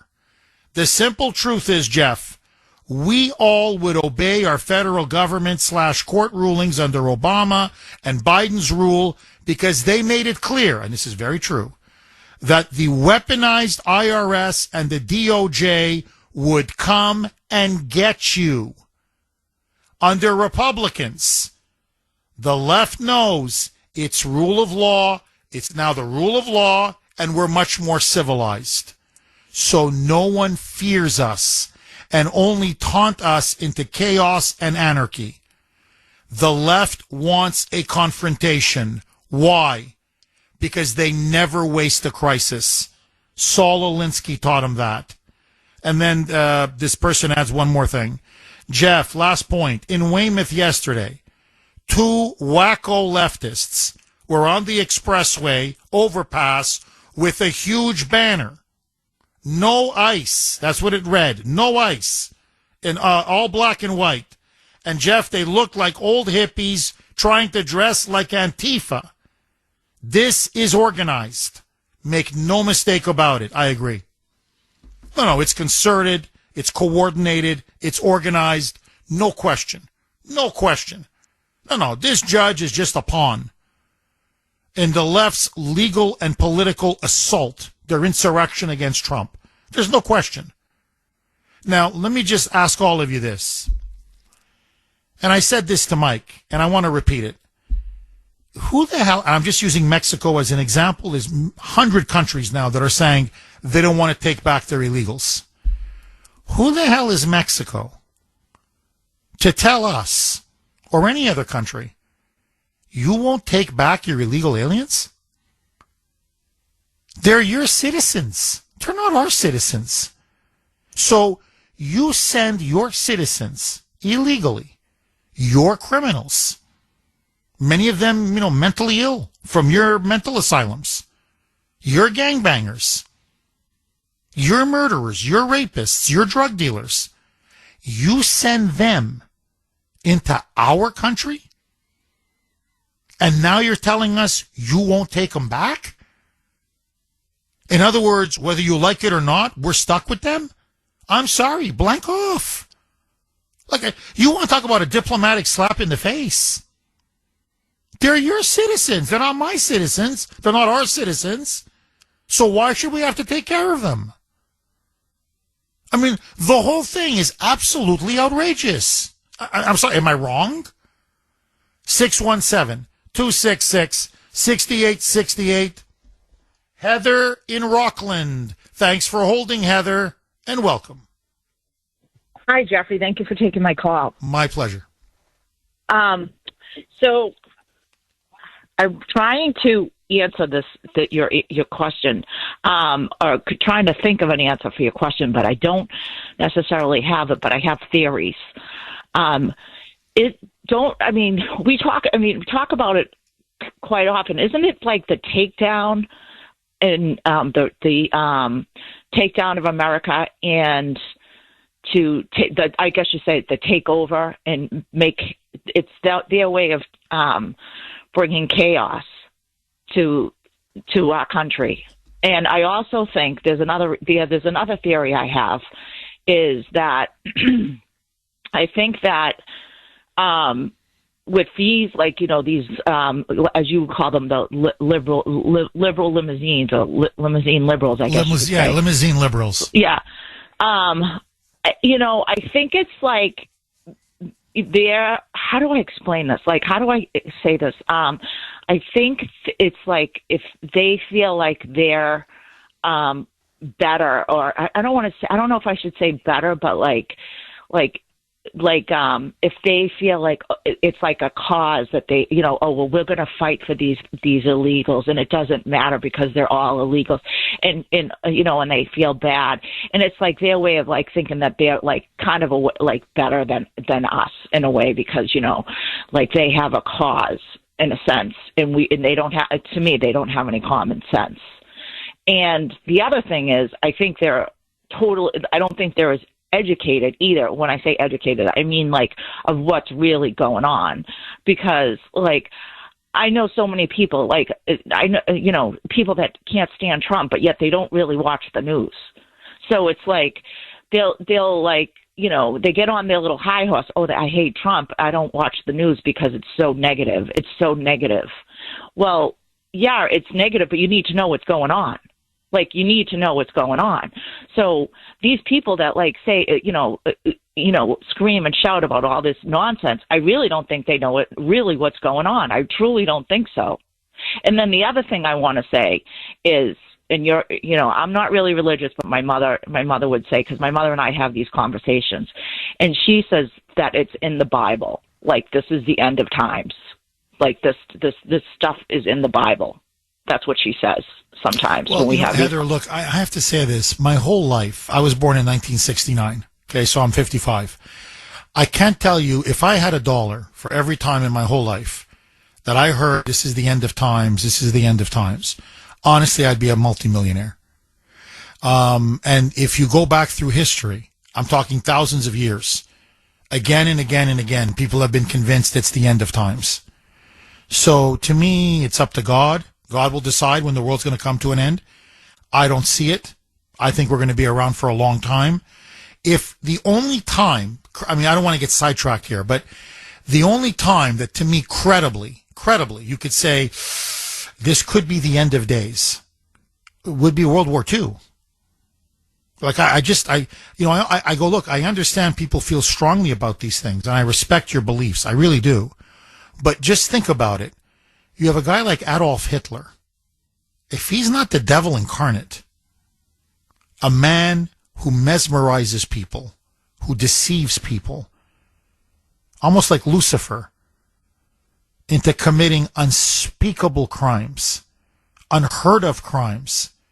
You've got Joseph Stalin, literally an atheist communist who hates and wants to destroy God and Christianity and religion and literally wipe it. That's the whole basis of communism, and wipe it off the face of the earth. You've got 50 million dead. You've got Europe in ruins. You've got Hiroshima and Nagasaki, literally atomic bombs where cities are going up in mushroom clouds. So if you were going to think we're coming to the end of days, it would be 1944, 1945. But it wasn't the end of days. So that's why I've never been convinced. I mean, honestly, I could be wrong. I don't want to be presumptuous, but I don't see this now as the end of days. No, I want to go back to something you said earlier, Heather. You're right. Liberals, look, think Bill and Sudbury. Unbelievably ignorant and arrogant. They know nothing. They literally know nothing, but they act like they know everything. But see, to me, Heather, this is the bigger concern. It's not just that they're coddling illegals because they think it's cool. No, they want to defund the police. That means they don't want any criminals arrested. None. Legal, illegal, American citizens, non-citizens. They want to abolish the prisons. So legal, illegal, citizens, non-citizens. Ay, ay, ay. I mean, Heather, that's ay, ay, ay. Look, the only thing that came close to this was anarchy, like literally anarchists in the 19th century who were nihilists. In other words, just let anarchy reign. It's, law of the jungle, let the, survival of the fittest, and let people just massacre each other and let the strongest survive. So that's what I mean. It's a form of social insanity. And I'm not talking about this is on chat rooms or on college campuses where this is what they're discussing. No, they're electing these people. And not to be student council, literally to be the mayor of New York, to be the next president of the United States. That's what I mean. Something very profound is happening. And look, my theory, it's taking God out of the schools. It's taking God out of the public square. It's when you remove God. When you remove God, everything becomes possible. And they look for substitutes. And to me, what's clearly happening is they're starting now to embrace a cult of hatred and almost a cult of evil and almost a cult of suicide. That, to me, that's clearly now what's happening. And I think that's why you see so many on the left supporting Hamas, supporting Hezbollah, supporting Iran, supporting open borders, supporting criminals, murderers, rapists. Look, they're cheering on Luigi Mangione. Whatever you think about, CEOs of healthcare companies, he executed an innocent man, point blank range on camera, because he happens to be the CEO of a health insurance company, and he's a hero, a celebrity. Women want to sleep with this guy. Young, progressive women, that they want to just take his clothes off and sleep with him. He's a hero. So this is what happens when you remove God from a society. And I'm telling you, it's evil. What you're seeing now is evil. This is real evil. Heather, thank you very much for that call. Very thoughtful. Okay, I kind of missed it by a few minutes. Anyway, 8-ish on Friday. You know what that means. Caller of the week, Kuhner's call log. It's time for Kuhner's Call Log, where we showcase our favorite caller from the week. I can hear you. Can you hear me? Thanks for holding, Brooks. General Keane, who was head of our intelligence, has come out and said, look, during complicated times, you need a leader to make a simple choice. And we did not have a choice. These mullahs were days, months, hours away from not the uranium, it's the launch capability. And that's what people have to understand. You can enrich uranium. That's not the complexity. The complexity is giving it GPS guidance and launch. That's what we just blew up, people. We just blew up their ability to launch. Now, can we get the uranium? Probably. Does it mean that we have to enforce regime change? No, but I think the byproducts of that naturally could happen. Let's pray that the next person in line, like our vice president, continues on this campaign. We have to pound it into these mullahs that are not welcome anymore. They're going to be in the dustbin of history, and hopefully we can pray that the Iranian people get their country back. He had to do it. He had to do it. Listen, everybody just needs to relax. Trump's got a hold of the agencies now. We're going to find these Iranians here. He's not stupid. He knows how to do this stuff, and he's got the right intelligence to do it. Trump is going to turn this country around, and he had to show force. And next week, it could be you on Kuhner's Call Log. Please, don't be a stranger. Call again. Great call. And I got to say again, this week, with the war in Iran and the fallout and the bombing strikes, the audience, as always, rose to the occasion. Again, callers, outstanding, best in the business. And just super, super quick, because I want to stay on topic and I want to go back to the blazing phone lines. CNN now has egg all over its face. The New York Times, again, another garbage fake hoax that they pushed. So it's now come out. Remember they were claiming, oh, there's this DIA assessment, early assessment. You didn't really blow up Fordo. You didn't blow up Natanz. No, you just delayed them for a few months, 60 days. The head of the United Nations nuclear watchdog came out and said, Fordo, Natanz, Isfahan are gone. The Israelis came out and said, we did a comprehensive assessment. Fordo, Natanz, Isfahan, gone. The strikes were a spectacular success. Our own intelligence community now, the CIA, the Pentagon, all of them said, we've now done a new assessment, the latest up-to-date assessment, satellite images, boots on the ground in terms of spies on the ground, intelligence on the ground, monitoring of these sites, listening in on the Ayatollahs and their conversation with their top military intelligence people. We have utterly obliterated Iran's nuclear enrichment facilities. The strikes were devastating. Everything that CNN said was a massive lie.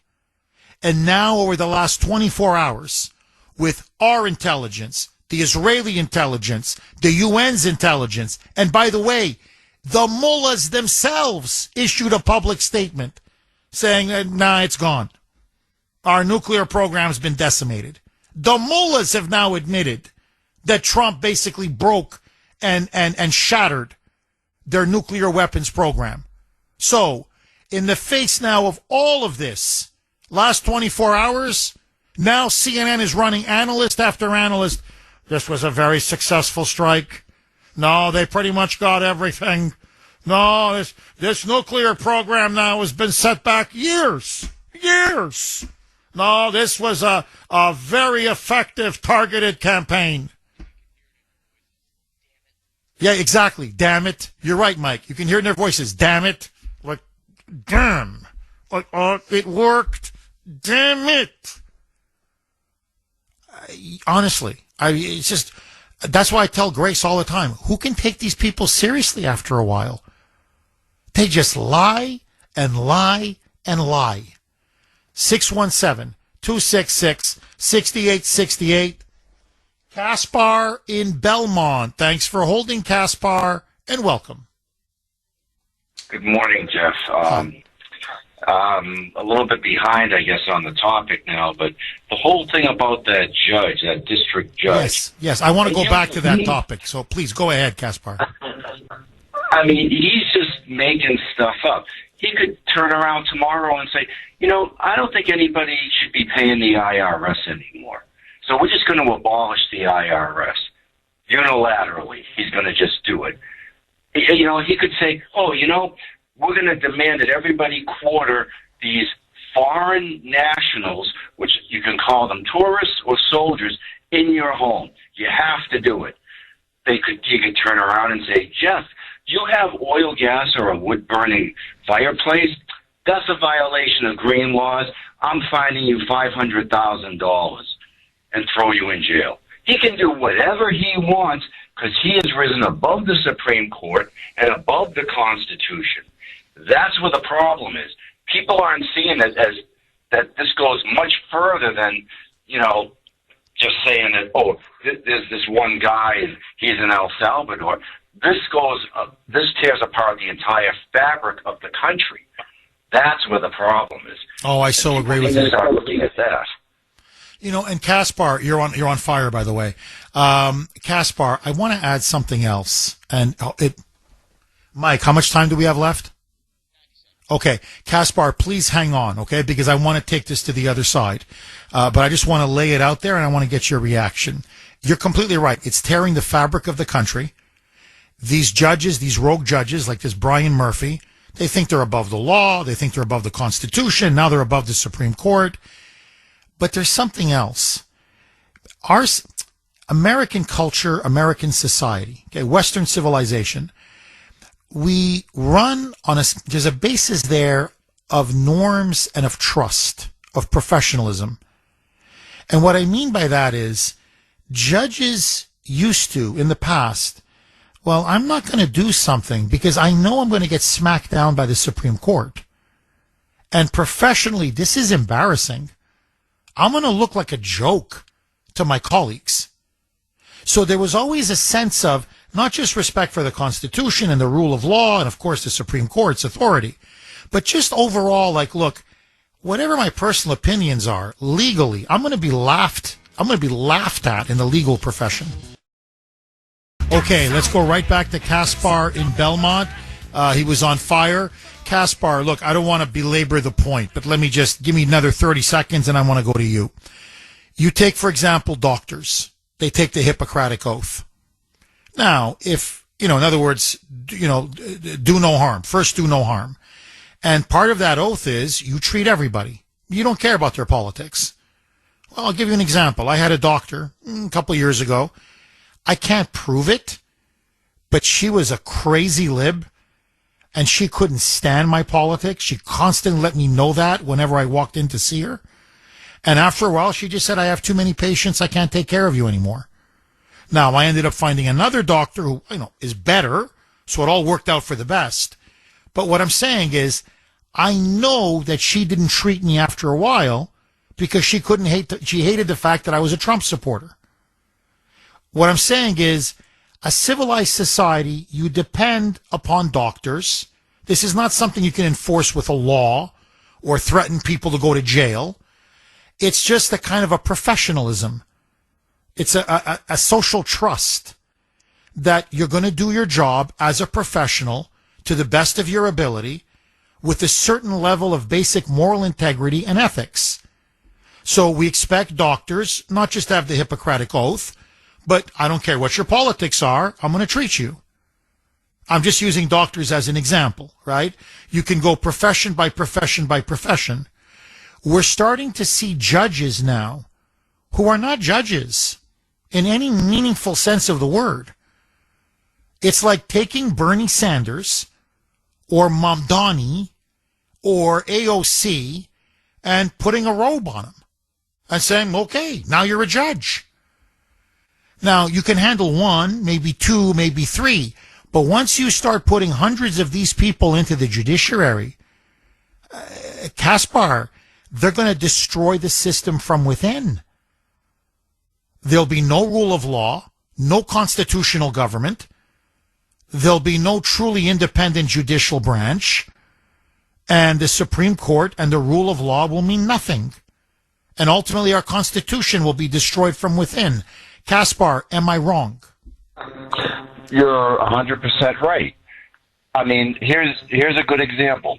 Nixon had an impeachment because he bugged one phone, and everybody said, what a horrible crime, what a horrible crime. Obama bugged the entire Trump Tower, and nothing happened to him.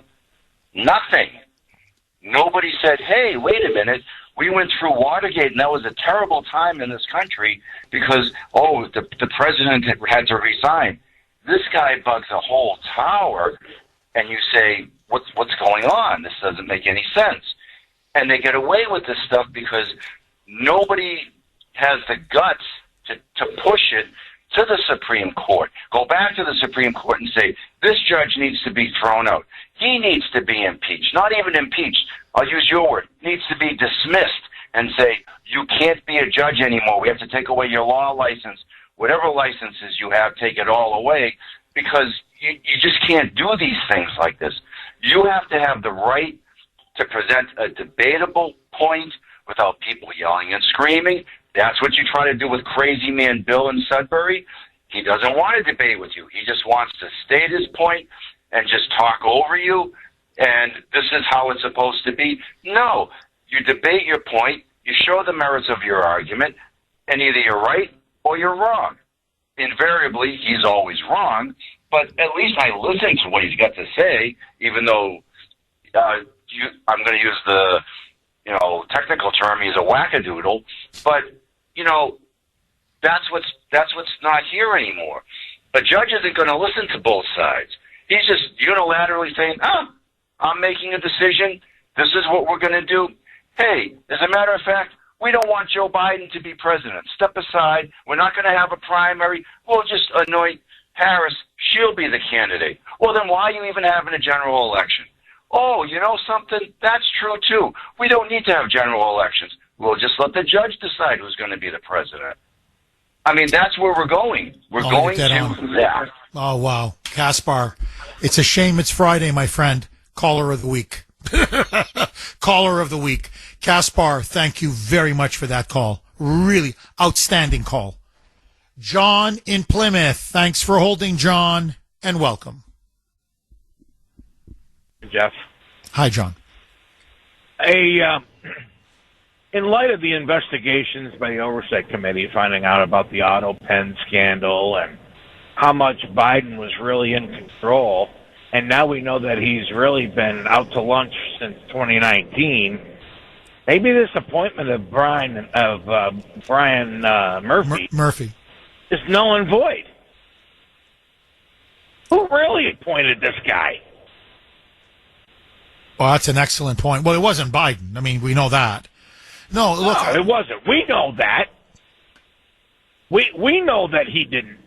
We know that he's been out to lunch for years. But, I mean, maybe he's not even really a judge. You said that Malarkey there and Warren are the ones that really pushed for this guy. That's the first point I wanted to make. Still there? I'm listening to every word, John. Listen, you're making a superb point. John, I promise I'll give you all the time to finish your other point. Look, I don't want to get sidetracked because I think we'll be discussing this on Monday. But you're right. Look, they put Neera Tanden, who was a senior Biden aide, under oath. 7 hours of testimony in front of the House Oversight Committee. It was unbelievable. Now, it was behind closed doors. But what came out is unbelievable. She says, no, I use the autopen. She admits it. And she says, we used it often. And like everyone's like, well, what? Yeah, we did it often. And then she said, I had authorization. Well, from who? Like from the president? No. Well, who? I can't remember. You can't remember who gave you the authorization to use the autopen? This scandal's getting bigger and bigger. And let me tell you now, this is no longer Jeff Kuhner saying this, John. You now have top Republicans saying, if this information continues to come out, it's going to nullify everything that Joe Biden did. Because it is very, very clear. Those memos, those executive orders, everything that he did, it wasn't him. 617-266-6868 is the number. You know, Mike made a very, very good point to me. Not this break, the previous break. But it really bears repeating here. He goes, you know, Jeff, think about it for a second. It's not just that these are convicted criminal illegal aliens and some of the lowest of the low, the worst of the worst, but they're so bad that their own home countries don't want them. Like, what does that say about these illegals? They don't want them. That's how dangerous and violent they are. But no, Murphy and the Dems, keep them in America. Sure. Hey, put them on the streets of Boston. Yeah, that's what we need.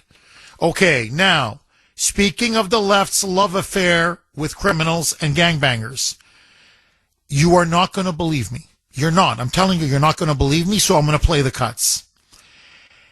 By the way, hot tip to Bill Malugin, Fox News. He's the one who first broke this story. Cynthia Gonzalez. She is a Democrat lawmaker. She is the vice mayor of Cudahy in Cudahy, California. I've never seen this before in my life. Honestly, I've never seen this. She is so rabidly opposed to ICE and these ICE operations and raids that are being conducted across Southern California, where they're targeting, as I mentioned, murderers, rapists, child molesters, gangbangers, drug dealers, that she goes on X and does a social media video. You see her face, it's her name, it's her voice. And she's urging gangs in her town. Remember, she's the vice mayor, for God's sake. So ICE is trying to go after these gangs, they're illegals, and stop the shooting, the looting, the drug dealing, the raping, the murdering. So they're trying to remove these gangbangers. She goes on social media and urges the gangs to rise up and fight against ICE. And she's almost taunting them. And by the way, the two gangs that she's talking about are Florencia 13 and the 18th Street Gang. Okay, basically, they're sort of, they're competitors of MS 13. These are violent cutthroats. By the way, most of them illegal aliens. And she's literally saying, they're coming into the hood. They're coming into your neighborhood. And you guys are all about territory and what's yours and how you claim your territory. But you're going to let ICE, and then listen to this. She actually says that the biggest gang is ICE. And she's taunting them, saying, where are you? My people are out there on the streets interfering with their raids, trying to prevent them from making arrests. And we don't see you guys. If you're not willing to defend the, quote, hood, then don't ever speak to me again of having a claim over the hood. She's urging gangs to literally take out ICE agents. Here it is, Cynthia Gonzalez, social media. Roll cut 20, Mike. Not for nothing, but I want to know where all the cholos are at in Los Angeles. 18th Street, Florencia. Where's the leadership at? Because you guys are all about territory, and this is 18th Street, and this is Florencia. You guys tag everything up, claiming hood. And now that your hood's being invaded by the biggest gang there is, There ain't a peep out of you. It's everyone else who's not about the gang life that's out there protesting and speaking up. We're out there like fighting our turf, protecting our people. And like, where you at? Where you at? Protecting our turf, protecting our people. Your people? I'm sorry, aren't we all Americans? Aren't we all U.S. citizens? Look at their treason. It's naked. It's naked. Our people, i.e. illegals. Okay, I bet you Mexicans. Okay, in this case, I bet you. In other words, Mexican illegals in these parts of L.A., okay? South L.A. and Central L.A. Hey, you got to protect our people. Hey, I don't know what cholo means. I have no idea what the hell cholo means. Okay? Hey, cholo, what you doing, cholo? So, listen now to her. She's telling them, you dropping F-bombs. This is a vice mayor, for God's sakes. Okay? The vice mayor saying, hey, man, get your effing members in order. You got to take out some ICE agents, cholo. Roll cut 20A. A mic. Bien calladitos todos los chulitos. I'm like, dude, they're running amok all up on your streets and in your city. And peep, when the big gang guns come in, nothing but like quiet, and we're out here, the regular ones that have never been jumped in, out here calling things out, trying to organize people, trying to do the thing. So don't be trying to claim no block, no nothing. If you're not showing up right now, trying to like help out and organize, I don't want to hear a peep out of you once they're gone, trying to claim that this is my block. This was not your block. You weren't even here helping out.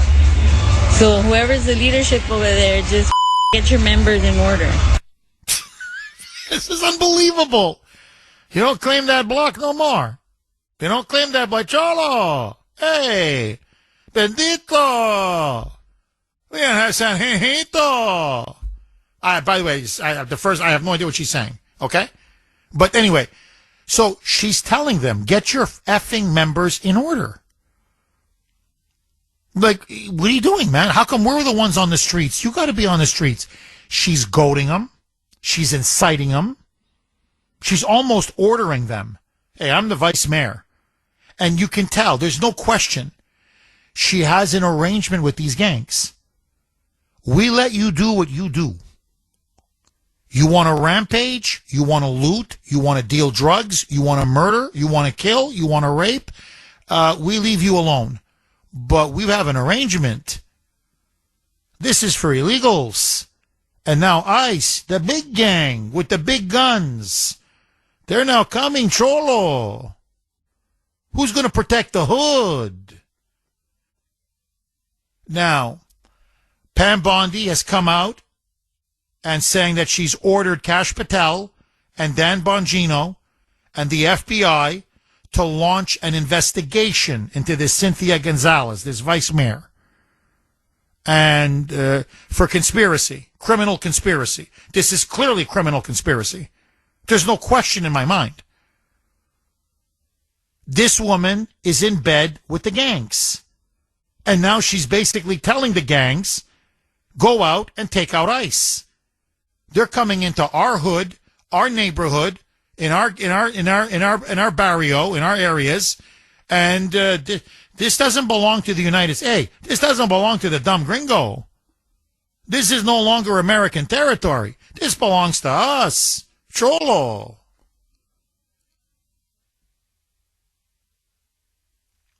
My prediction: nothing's going to happen to her. I hate to say it.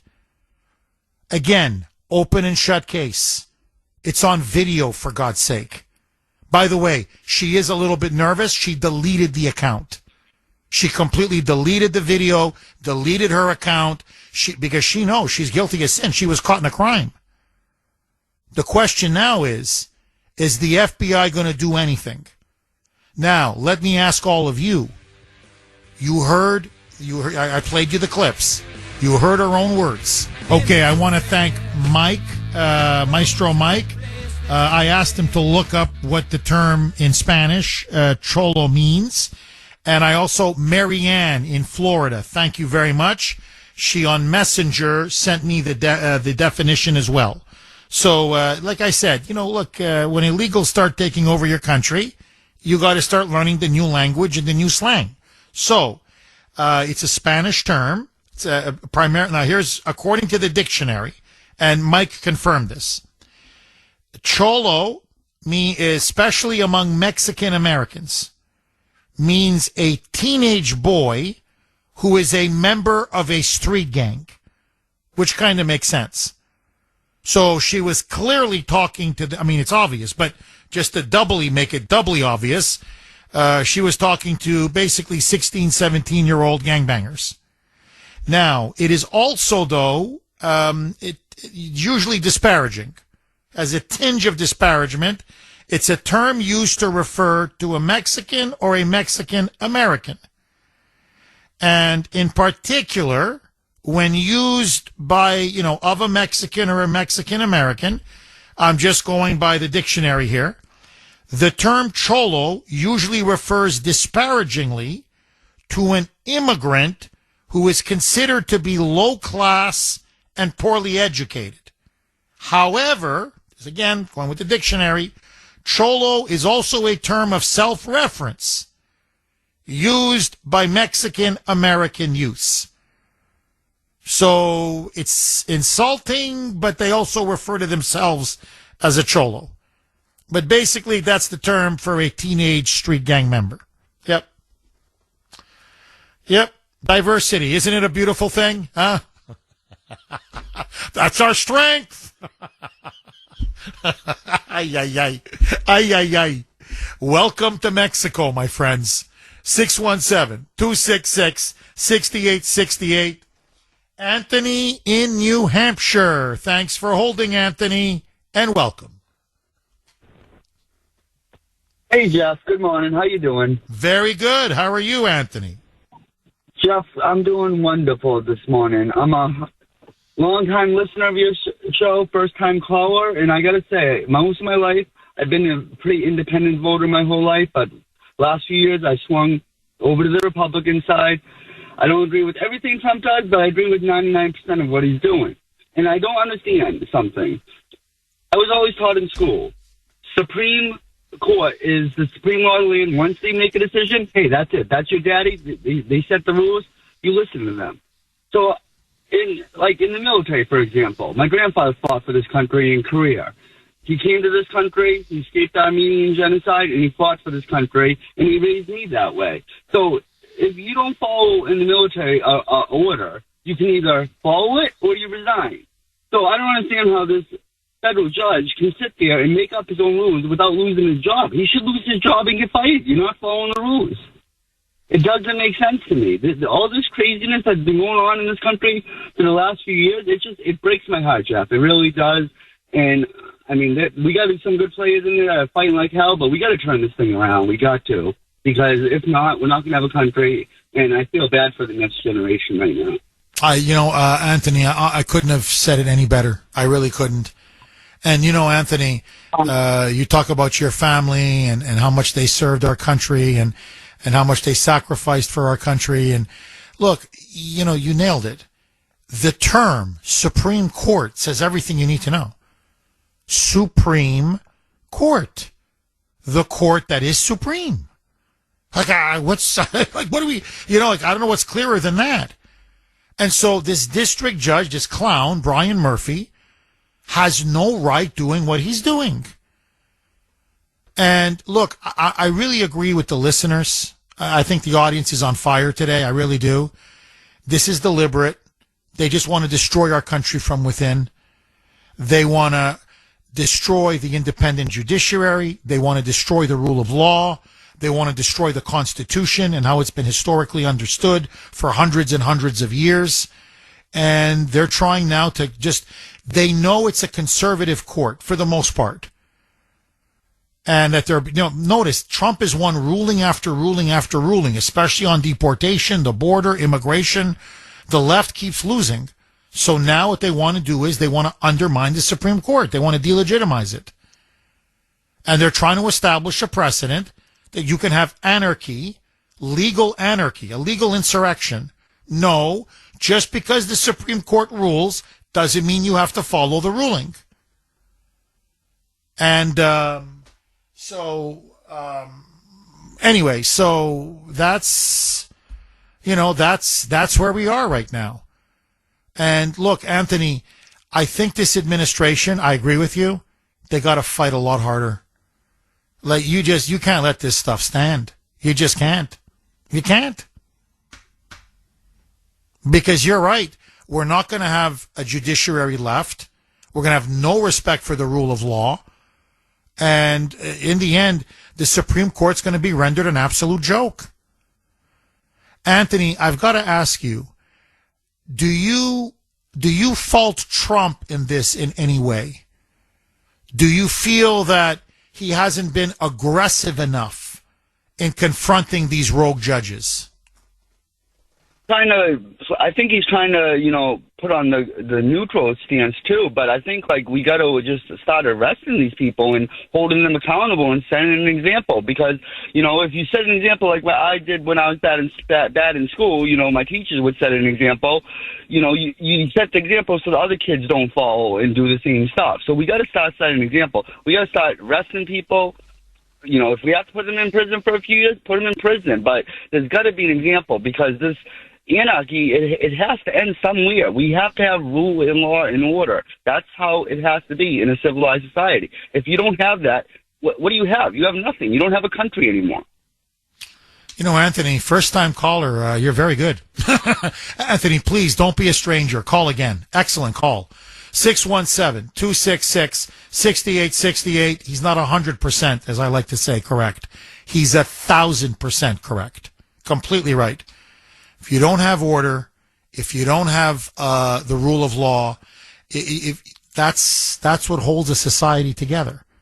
Then you have anarchy. And when you have anarchy, you don't have a country. And by the way, that's many third world countries. You go there and it's like it's a zoo. It's not a country. And that's what they're trying to do here in the United States. And we can't allow it to happen. 617-266-6868.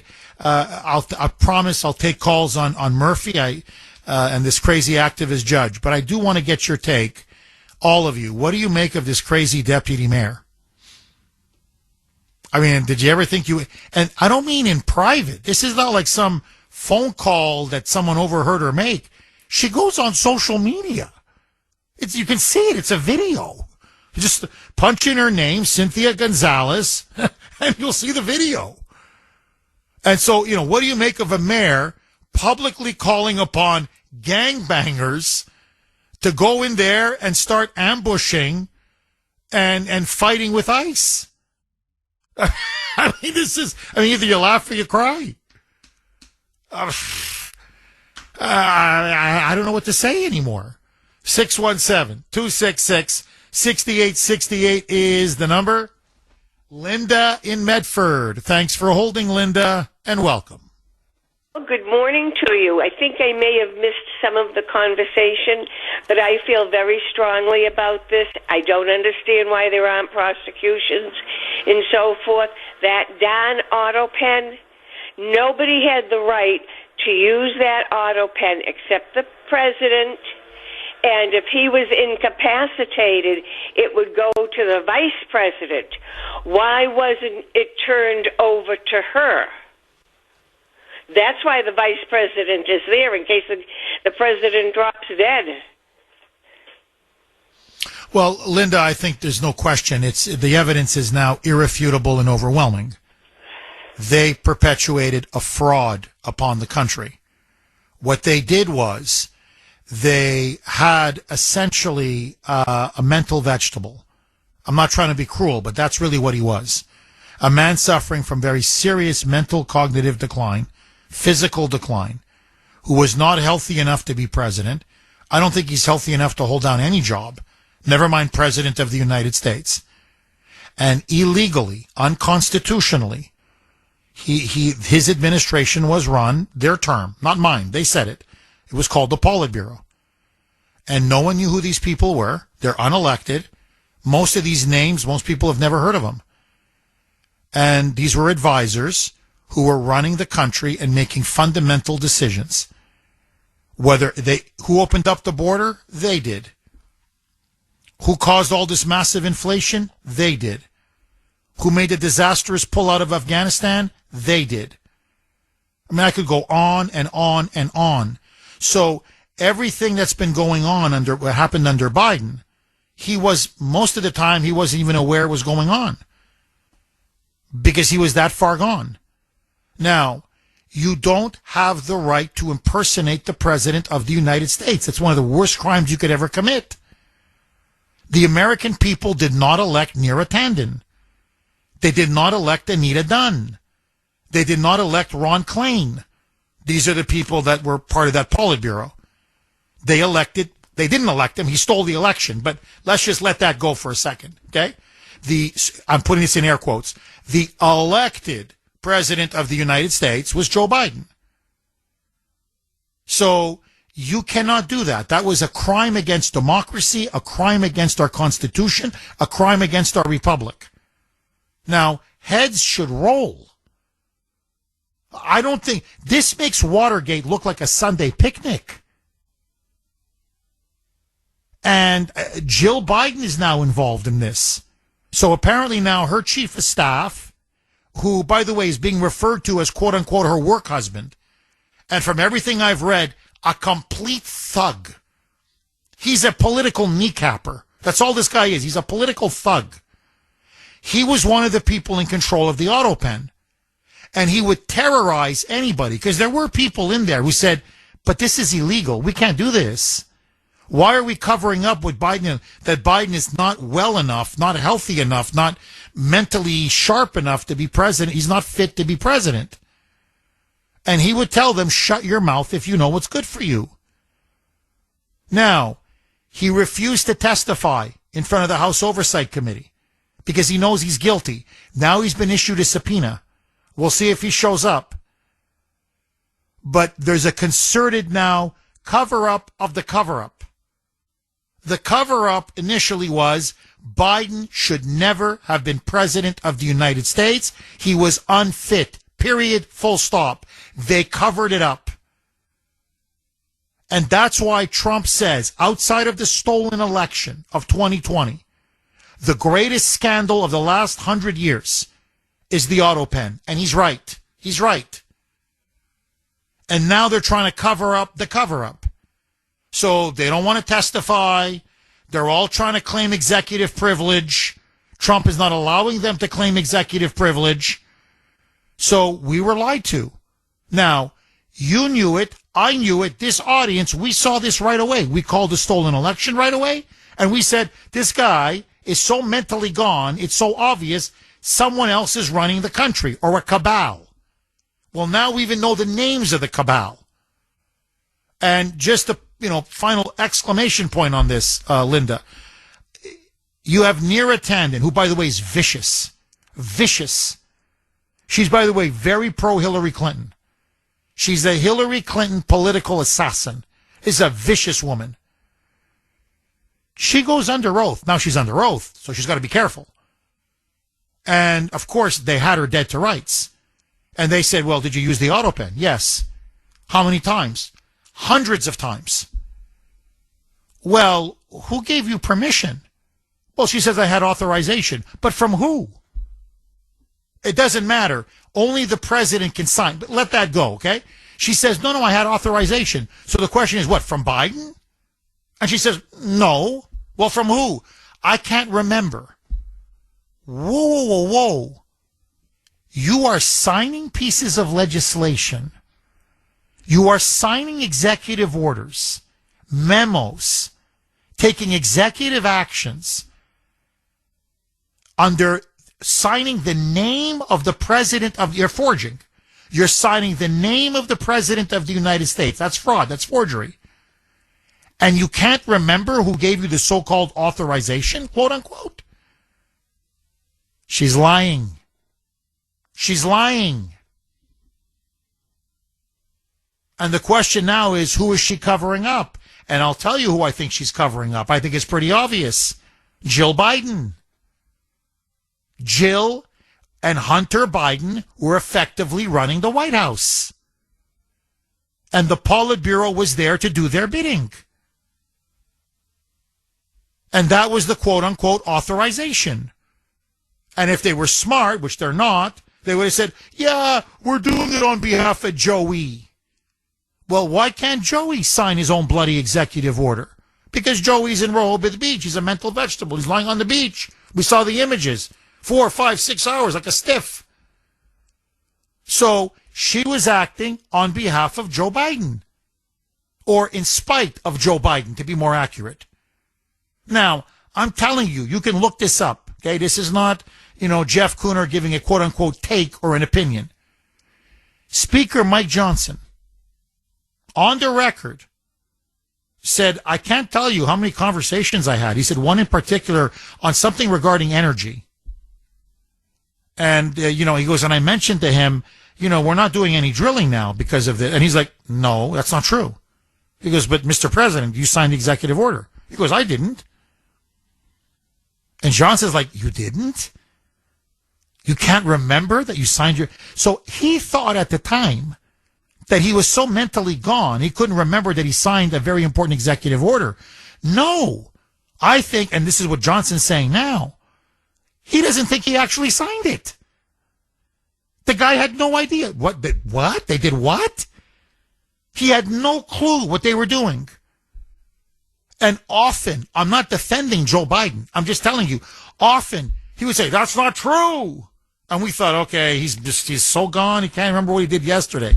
No, I think in fairness to him, it was like, I didn't sign that because he didn't sign it.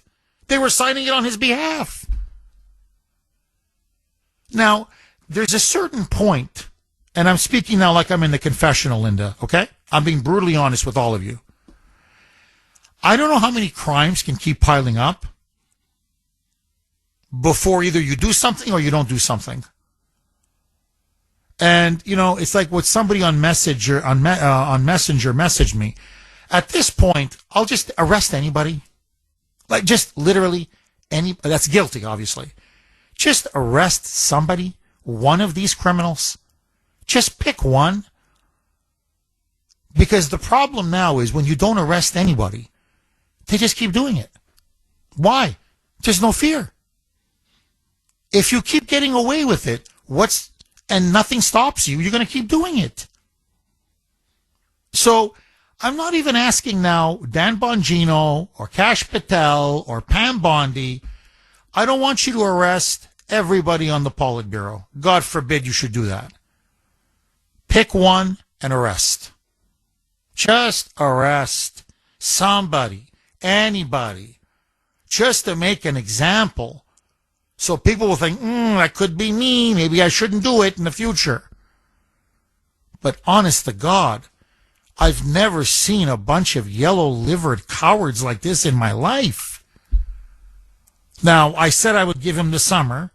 We're, what is it now? We're heading towards the 4th of July weekend. It's coming up soon. So I'm going to give him another couple more months. But really, how many more crimes, how many more scandals, how many more abuses of power do we have to witness before they'll get off their rear end and start arresting people? And they know it, they see it, they read it. Linda, I'm telling you, this is no longer about evidence. They have a mountain of evidence. A mountain of evidence. It's not because they're not serious crimes. These are such serious crimes. They literally put Watergate to shame. I used to be ashamed of Watergate when I was a young boy. I thought it was such a stain on the presidency. I swear to you, now I laugh at Watergate. I'm telling you, compared to everything else that we know has happened since then, I'm like, and you guys wanted to impeach him over this? And you forced him out of office over this? Compared to everything else? Are you kidding me? Honest to God, I feel sorry for Richard Nixon. I do, I'm telling you. Compared to what we've seen in the last 40, 50 years. So, if you're not willing to do the job, then get out of the way. It's a question now of courage, will, patriotism, and bravery. You want to be a big mouth on talk radio or as a podcaster, okay? Then be a big mouth and a yapper on podcaster or talk radio. Get somebody else who can be a proper deputy director of the FBI. Kash Patel. You want to write government gangsters and talk tough when you get interviewed? Then write another book about government gangsters. But you have no business being FBI director. And as for Pam Bondi, who if I call Pam Blondie, I get blowback, so I won't call her Pam Blondie. You want to be an analyst on Fox News. And honestly, you're very good as an analyst on Fox News. I'm serious. Great sense of style. You're good for that 30, 45-second soundbite. Okay? For a woman nearly 60 years old, she looks phenomenal for her age. Very telegenic. You're good for Fox. Then go to Fox. But I'm sorry, you're not, to me, you're not AG material. Now, I'll give her another couple more months before I really start putting pressure on her to step down. But if I don't start seeing results soon, I mean, really, after a while, and you know, Sandy said this to me, I think it was yesterday. She said, I'm getting a little tired of this autopen scandal. And I said, well, why? She goes, because they don't do anything. Like, evidence upon evidence upon evidence upon evidence upon evidence. Okay, it is, the text line is going nuclear. Obviously, my little mini monologue there really struck a chord with many of you. This is from 617. Again, you can text us 70470, 70470, 617. Jeff, the sad truth is that nothing is going to happen with regard to the Biden crime family. Not a thing. There might be some sort of Jim Jordan-esque show hearing, but that's it. Feckless and toothless. One might ask, why? I believe it's this. Once you start pulling the thread, it all unravels to Obama in the end. And it is and always was, protect Obama at all costs. Interesting. Interesting. Epstein files have still not been released. What is Pam Bondi waiting for? What is she sitting on? As so far, nothing when it comes to the Epstein files. I don't think we're ever going to see them. Just my opinion. 617-266-6868. Eddie in Quincy. Thanks for holding, Eddie, and welcome. Good morning, Jeff. Casper touched on this. I mean, this is a real constitutional crisis, Jeff. I mean, you're blowing it up, but it's much worse than this. This isn't going to go away. These judges aren't going anywhere. And if this stands, what's to stop the next judge from California or Louisiana saying the same thing? I'm just going to defy the Supreme Court.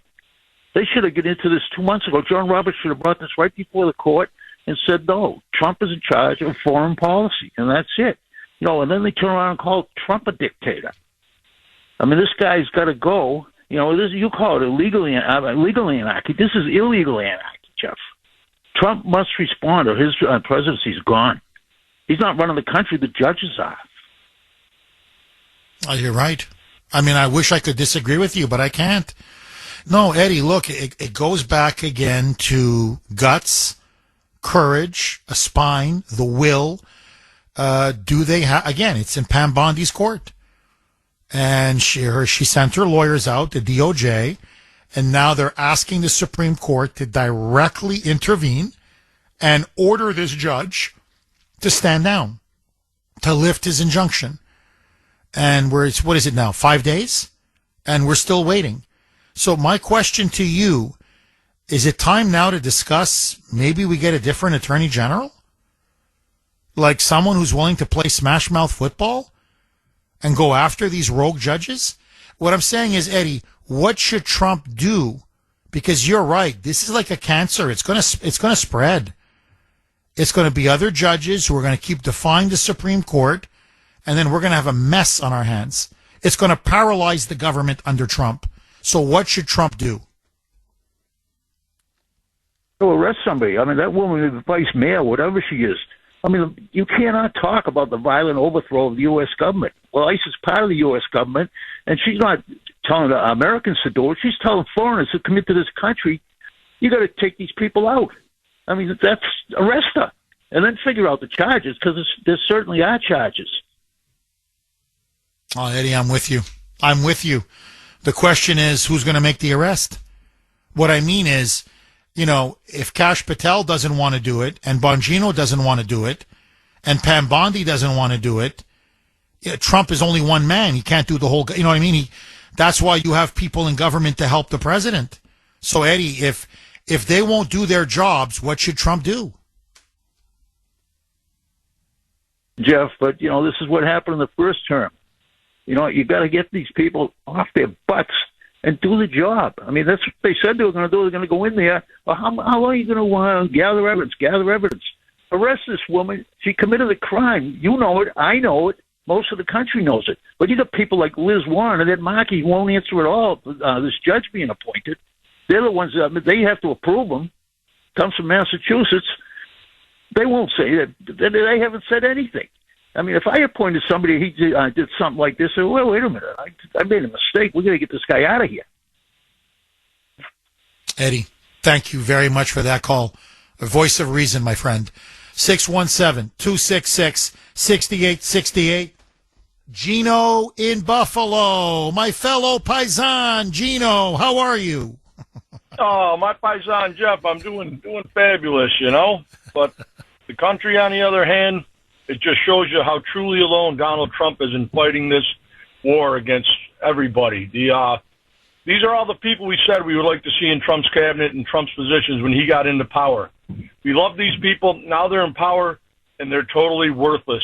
Totally worthless. There's been so much crime on video that these people should just be arrested for. And there sits the two biggest mouths writing books. He had his own, Patel and Bongino. If I was in there, I'd have that bomber arrested already. All of a sudden, there's nothing to see here. With everything they find, there's nothing to see here. And it's just, I'm at the end of my wits, and I'm done. Gino, what do you think accounts for this?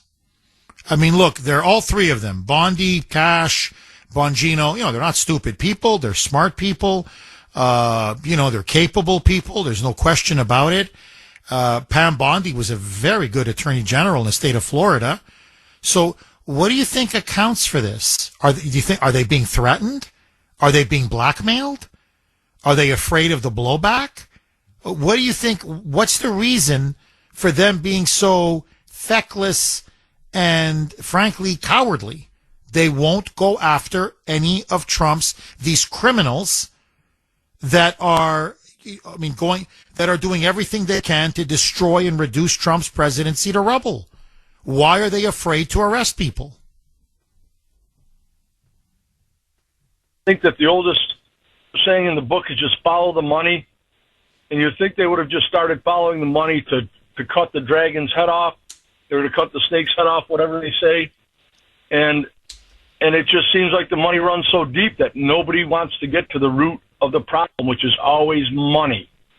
And I don't know how these guys just turn into feckless worms when they've mouthed off for the last 5 years since Trump has been out of office. It's really a sad state of affairs that we're in. Well, take Kash Patel, for example. You're dead on, Gino. I mean, you should have seen him when he was being interviewed before he got the job as FBI director. Joining us now, as she always does at this time, she is the co-founder, CEO, president of Kelly Financial Services. And yes, that is her wonderful name, Kelly. Kelly, how are you? Good morning, Jeff. I am good. The headlines say America is aging, but here's the real story. Older workers are not retiring the way they used to. They're powering this economy forward. At Kelly Financial, we've seen it firsthand. People over 60 are choosing to stay engaged, building businesses, mentoring others, or working part-time on their terms. And when they pair that with smart financial planning, it's a real strength, not just for their future, but for their families and even for the economy. Retirement is no longer a finish line. It's evolving. That's why we put together the Changing Story of Retirement. It's a free investor guide that walks through the history of retirement in America, offers real-world questions you should be asking now, and helps you prepare for what retirement actually looks like today. Just give us a call or email us at kelly@kellyfinancial.org. We'd love to send you the guide and talk about your own plan. Jeff, I'll continue this conversation with our Kelly advisors tomorrow morning at 9 a.m. on Safe Money Strategies Radio. Do tune in or go to our website for our radio rewind. Jeff, have a wonderful weekend. My best to Grace and the kiddos. Thank you, Kelly. Have a wonderful weekend. Please give my best to everyone at Kelly Financial, Kuhner Country. If you want to get a free copy of their investor guide or make a free retirement consultation with a Kelly advisor, call 888-800-1881, 888-800-1881, or you can actually email Kelly herself personally, kelly@kellyfinancial.org. That's kelly@kellyfinancial.org. 9:35 now on the great WRKO. Jeff Kuhner, Boston's bulldozer. Okay, just super quick. Lines are jammed. I just want to get your take. It's kind of humorous, but it's actually a very serious decision now being made by the part of the Trump administration cooperating with Ron DeSantis, the governor of Florida. And that is Alligator Alcatraz. No, this is not a new summer movie. So here is what they're planning to do now. To deal with some of the most violent, savage, criminal, illegal aliens. And, you know, the problem of deporting them, and are they going to be sent to a third country? Will their own home country take them back? So they need a place where they can safely hold and detain these very violent criminal illegals. Well, guess what? The Attorney General of Florida came up with, to me, a brilliant idea. There is an abandoned airfield right there in the Everglades in Florida. True story, I'm telling you. And Trump likes the idea, ICE likes the idea, DeSantis likes the idea. So what they want to do is they want to construct and modernize a detention center out of that airfield to hold these very dangerous criminal illegal aliens. And of course, it's surrounded by swamp, water, the Everglades, and alligators and pythons. And why they love the idea is they're saying it's almost impossible to get in and it's almost impossible to get out. If somebody wants to try to break out some of these dangerous criminals, good luck, because you're facing the alligators and the pythons. And if these illegals want to break out, good luck. Yeah, because you'll either get eaten up by an alligator or swallowed by a python. Now, of course, the left is going nuts. This is inhumane. This is brutal. This is an abuse of the human rights and dignity of these criminal illegal aliens. I love the idea. First of all, let's restore Alcatraz if we can. I like the original Alcatraz. There you get out, you try to break free, you go in the water, you get eaten by sharks. This I like even better, because you'll get eaten by either alligators or by pythons. Now, I don't know how Mike feels about this. I don't know how Sandy feels about this. But I think I fear the pythons more than I do the alligators. Don't get me wrong. I don't want to get eaten by an alligator. An alligator scares the hell out of me. Like chomp, chomp, and oh my God, my leg is gone. Or oops, there's my arm. And he's like, burp. And he's swallowing my arm. But have you seen these massive pythons in the Everglades? Ay, ay, ay. To just be swallowed up by one of these and just slowly chewed to death. I'm telling you, you won't even need guards. You drop them in that Alligator Alcatraz. All right, guys. We'll see you when we see you. So, let me ask you, do you like the idea of an Alligator Alcatraz? Do you support it? And what do you fear more? What would you hate more? What would scare you more? Being eaten by a gator or being swallowed up by a python? 617-266-6868. Mike, what do you think, buddy?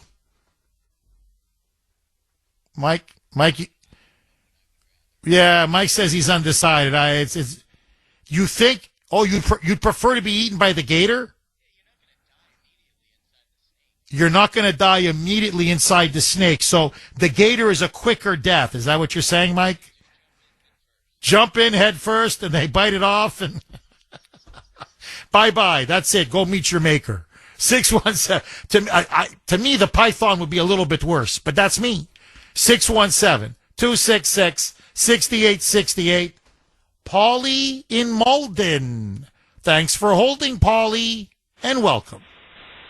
Hey, Jeff, I'm listening to your first-time caller. Amazing show. I don't know if I should be laughing or crying. It's just, all the stuff you're talking about hits home. I started off the show when you said taking God out of the equation, all hell breaks loose.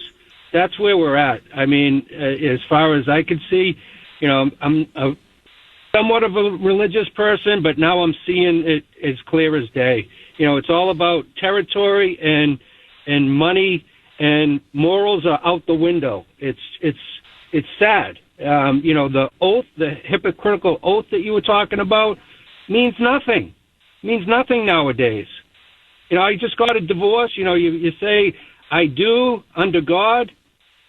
Now it's about taking the money away. It's sad where we're at. No, I agree. I think ultimately, if you're looking for the root cause of a lot of these issues, I think it's that. We've removed God from our country, our society, our public square, out of the schools, out of, most of the people, not everybody, obviously, but out of many people's lives. And I agree with you, Paulie, 1,000%. And, this is where we are. And now we've been so overrun with these criminal illegal aliens, we got to put them in the Everglades in a makeshift Alcatraz surrounded by gators and pythons. That's what it's come down to now. Eat or be eaten. Mark in Waltham. Thanks for holding, Mark, and welcome. Hi, Jeff. Mark, you're on the air. Go ahead, my friend. Jeff, I'm a regular listener. Your show have been ever since the time of the Boston Marathon bombing. But the reason I called today is related to Pam Bondi, and I think she just needs some leadership. Trump ought to just lean on her and tell her what he wants her to do. I don't like to hear you criticizing her because there are a million reasons which she might be hesitant to act. But if Trump just gave her the leadership necessary, I think she would act. So, Mark, you're saying don't get rid of her. Just nudge her, give her a little push. Trump should maybe give her a couple of phone calls, guide her a little bit, and she can do the job, correct? Her track record shows that she can do the job. Well, she was very good in Florida. There's no question. I mean, Mark, no question. Yeah. And I think honestly, that's a little bit why I'm a little disappointed. I had very high hopes for her. Kash Patel, Dan Bongino, honestly, and Kash in particular, because his book is very good. I don't know if you've read it, but his book is excellent.